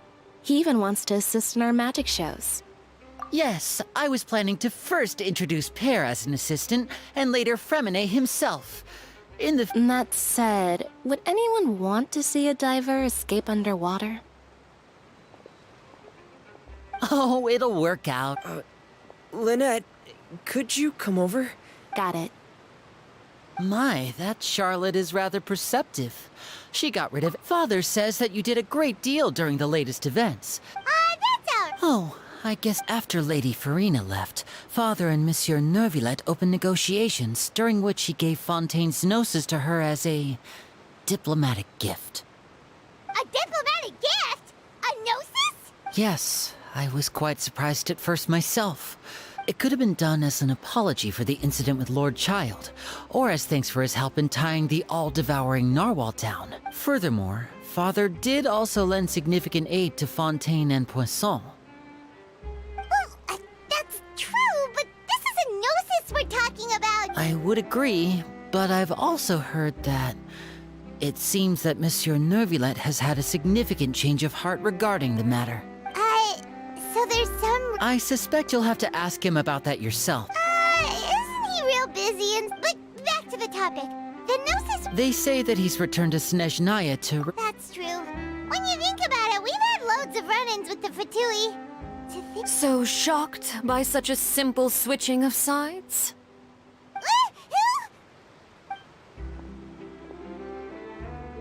Father! Well, what do you know? Are you going to take the Gnosis back to Snezhnaya? That is our duty as harbingers, yes. Don't be too preoccupied with sides. The goal of the Fatui concerns not a single place or person, but the entire world. With such a grand goal in mind, it is inevitable that we must wear many masks. Switching my masks is something I've always done. Well, that depends on many things. No one truly knows. As for you, I very much look forward to our next collaboration. Good things cannot be achieved alone, and you've proved yourselves to be great partners. A vision? All right. I'll remember to return it. Thank you for keeping it safe for him this entire time. And that's a wrap for me. Huh? You... Greetings, Miss Journalist.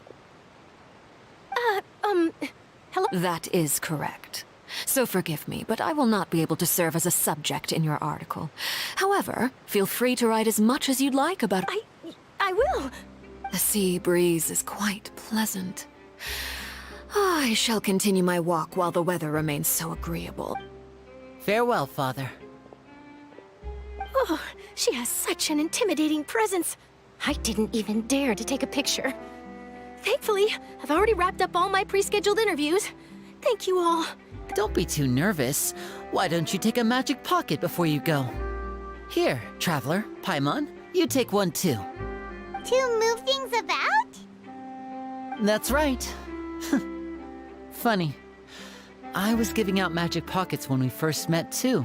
And I guess this must be life. All right then. Well, guess we sent Charlotte off. Shall we go see how Nervulet's doing? As long as he's not so busy that he doesn't have time to chat anyway.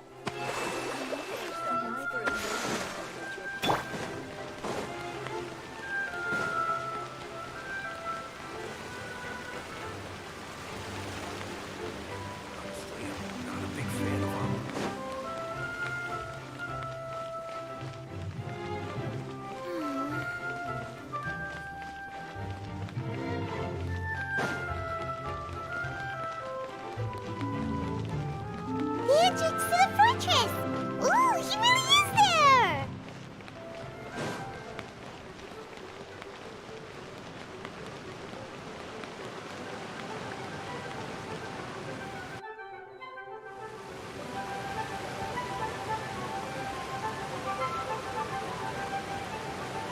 So, you really are here, Nervulet! Paimon didn't think you were going to have free time this hour of the day. Really? Oh, I suppose you must have met Mr. Linney. He took the time to greet me earlier when he passed this way. In any case, you came at a good time. I was just considering reaching out to you to set up a meeting, so I'm... Aw, Paimon's glad that you remembered. All right, let's have it then. How was Fontaine actually saved? The whole business is still quite the mystery to us.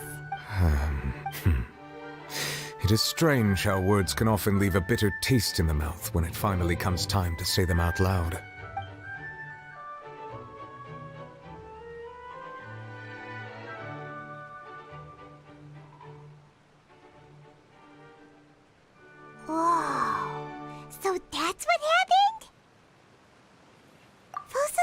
destroyed the divine throne of the Hydro Archon and restored your power to you, transforming you into a fully fledged elemental dragon sovereign. But Paimon still doesn't quite get what you did to save the Fontanians from dissolving. For me, the authority of the ancient dragons refers to absolute control over the hydro element. Fontanians were incomplete humans born of Egeria's use of the power of the primordial sea, with constitutions similar to that of mimics. But so long as those primordial energies remain within them, I could use the ancient dragon's authority to grant them true blood, after the fashion in which life was first brought into being on this planet. In other words, when I gave my verdict, Fontanians became true humans, and thus would naturally no longer be dissolved by water from the primordial sea. Focalor must have counted on you to make that decision as well. Your verdict was the key to making the prophecy appear to have come true while saving everyone. Yeah, and in a manner of speaking, Focalor finally managed to fulfill the original Hydro Archon's wish to turn Oceanids into real people too! It seems from your expressions that you still have more things you wish to ask. Ask away. I will tell you the truth as I know it. I have investigated his case along many avenues, and I have learned that he once fell into an unknown chasm when he was young. There, by chance, he awakened the all-devouring narwhal. But whether it be by sentiment or reason, that should not have been enough to consider him the root cause of the disaster. At most, he would have had tangential liability. As for the judgment passed by the Oratric, whether it was due to that liability by association, or Focalor deliberately using him to buy time for us on the assumption that he would be able to hold the creature off, I cannot say. Guess Focalor had Fontanians in mind the whole time. In the end, it was thanks to her that they finally became real humans. Hang on a second. Paimon suddenly got another question. Back when Fontanians hadn't yet become real humans, were the children they had also transformed Oceanids? Life has always flowed like water. Do you recall how Fontanians would often come to the Fountain of Lucine to pray for children? Yeah! Lynette said the fountain is where all the waters in Fontaine converge. In truth, even those couples did not know that such prayers were no mere custom, but instead a form of ritual. Those Oceanids who were blessed within the spring water would later descend as new humans in the coming months. Paimon sorta gets it now. Either way, seems like this ritual won't be of any further use, but it'll probably live on as a local custom. Ask away. I will tell you the truth as I know it.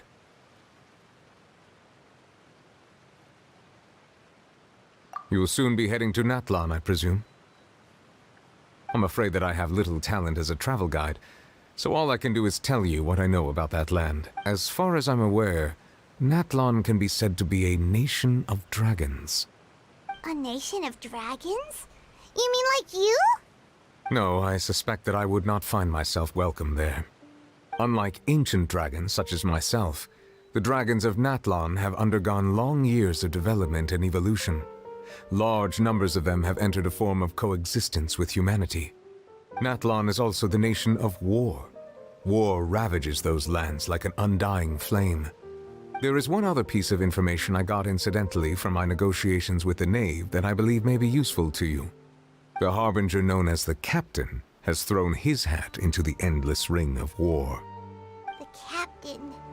Sounds like a real tough customer. Seriously, everywhere you look, there's a Fatui Harbinger doing their thing! I suggest that you fully prepare yourself before going to Natlan.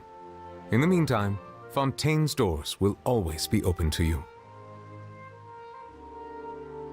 Ask away. I will tell you the truth as I know it. Yeah, about that. Risley said Farina has already left. What's that all about? Ah, Lady Farina. The people are only aware that her death sentence has not been carried out. She abdicated the post of Hydro Archon and left affairs related to that title to me, before leaving the Opera House. I related Focalor's words to her faithfully and completely. After hearing them, she seemed neither saddened nor comforted. She simply said that she was tired and needed to rest. Having said that, she then packed her things and moved out of the Opera House, not unlike how an ordinary person might. But she's still got a place to stay, right? You need not worry.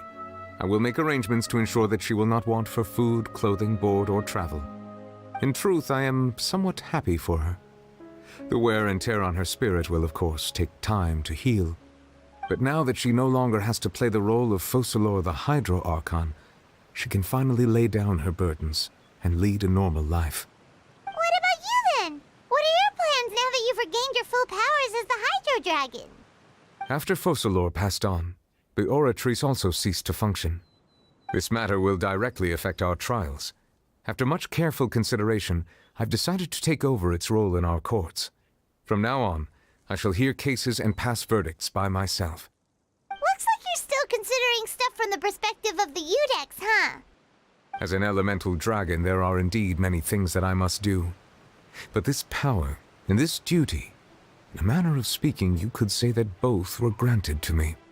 As such, before I attend to my other responsibilities, I must first and foremost continue to serve Fontaine as its highest judge. The duty of the Hydro Sovereign and the duty of the Udex shall coexist within my person. Additionally, the Hydro Archon's departure has brought about another problem, which is that the Opera House shall no longer produce indemnitium. That's true. That power was derived from the people's faith in the Hydro Archon, wasn't it? Wait, but the various mechs and machines in the city are all still okay. Where are they getting their energy from? As I am now, I have full command over New Musia, and it can serve as a complete substitute.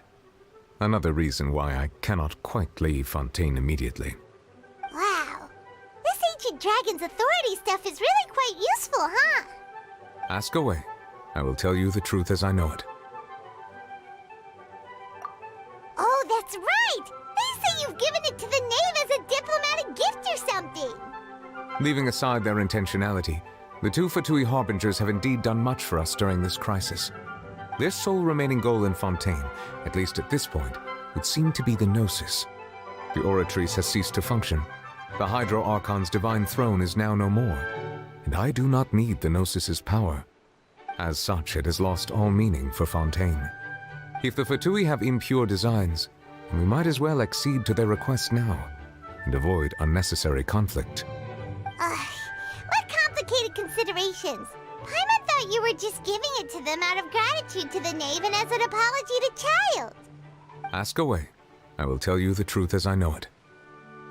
Hang on a sec. Paimon's still got a question about the Gnosis. When we spoke to Linny earlier, he mentioned that your attitude towards giving away the Gnosis had clearly changed. We guessed that there might be some reason for it that only you were aware of. No wonder the House of the Hearth is the Fatui's intelligence division. They are certainly sharp. So regarding this specific issue, I was just getting ready to share something with you. What is it? In truth, I exchanged some further words with that lady named Skirk after sending you two back to the surface. It went something like this.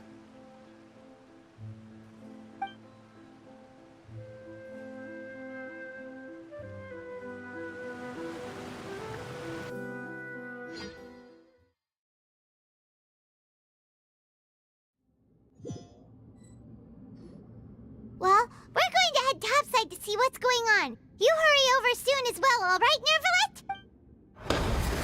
Whoa! What next? The all-devouring narwhal isn't here, so I'm no longer getting any interference. I can finally catch the scent of your power, what it's made of. It is the authority of the planet's primordial dragons, but with something very similar to a god's curse mixed in. It's quite a novel blend. I'm sure I've encountered something like this before. What was it again? I do not know what you speak of. Of course. How could I forget? You should have the remains of the third descender on your person, yes? Remains? I've never heard of any such thing. According to your parlance, I believe it may be called a gnosis. Well, that much is true. After Focalor's divinity faded, she handed her gnosis to me. But I fear I have never heard of it described in the manner that you just did. I've been training with my master, the Fowl, ever since I was young, and I have never returned to the surface since. So most of the information I possess I got from him.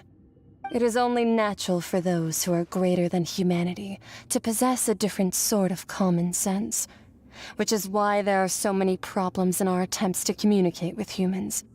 Regardless, you should probably get rid of objects of misfortune to prevent any disasters from befalling you. To live in itself is a blessing, but once a person dies, the bonds he once had with this world shall all turn to curses. What do you mean by that? No need to fret. These are just my personal thoughts, and my reason for no longer wishing to return to the surface. This third descender you refer to, who are they? And when did... Master never mentioned them to me. Perhaps it just wasn't that important for me to know. If you're interested, though, I could ask him. I'll be sure to pass the answer on to you next time. Next time?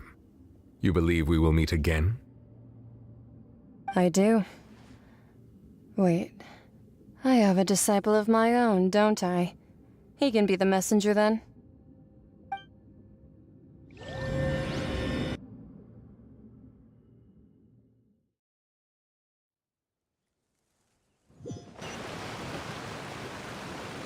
That's what she told me. Whether it would prove useful or not, I wanted to... The remains of the third... So that's what the no-sees actually are. Paimon just thought they looked like chess pieces. How could they be a person's remains? All the same, assuming that there was no misunderstanding or special metaphor at play. And she said that it would bring misfortune and that you should check it, which is why you gave it to the Fatui. If she speaks the truth, then I would simply be putting Fontaine at unnecessary risk by keeping it here.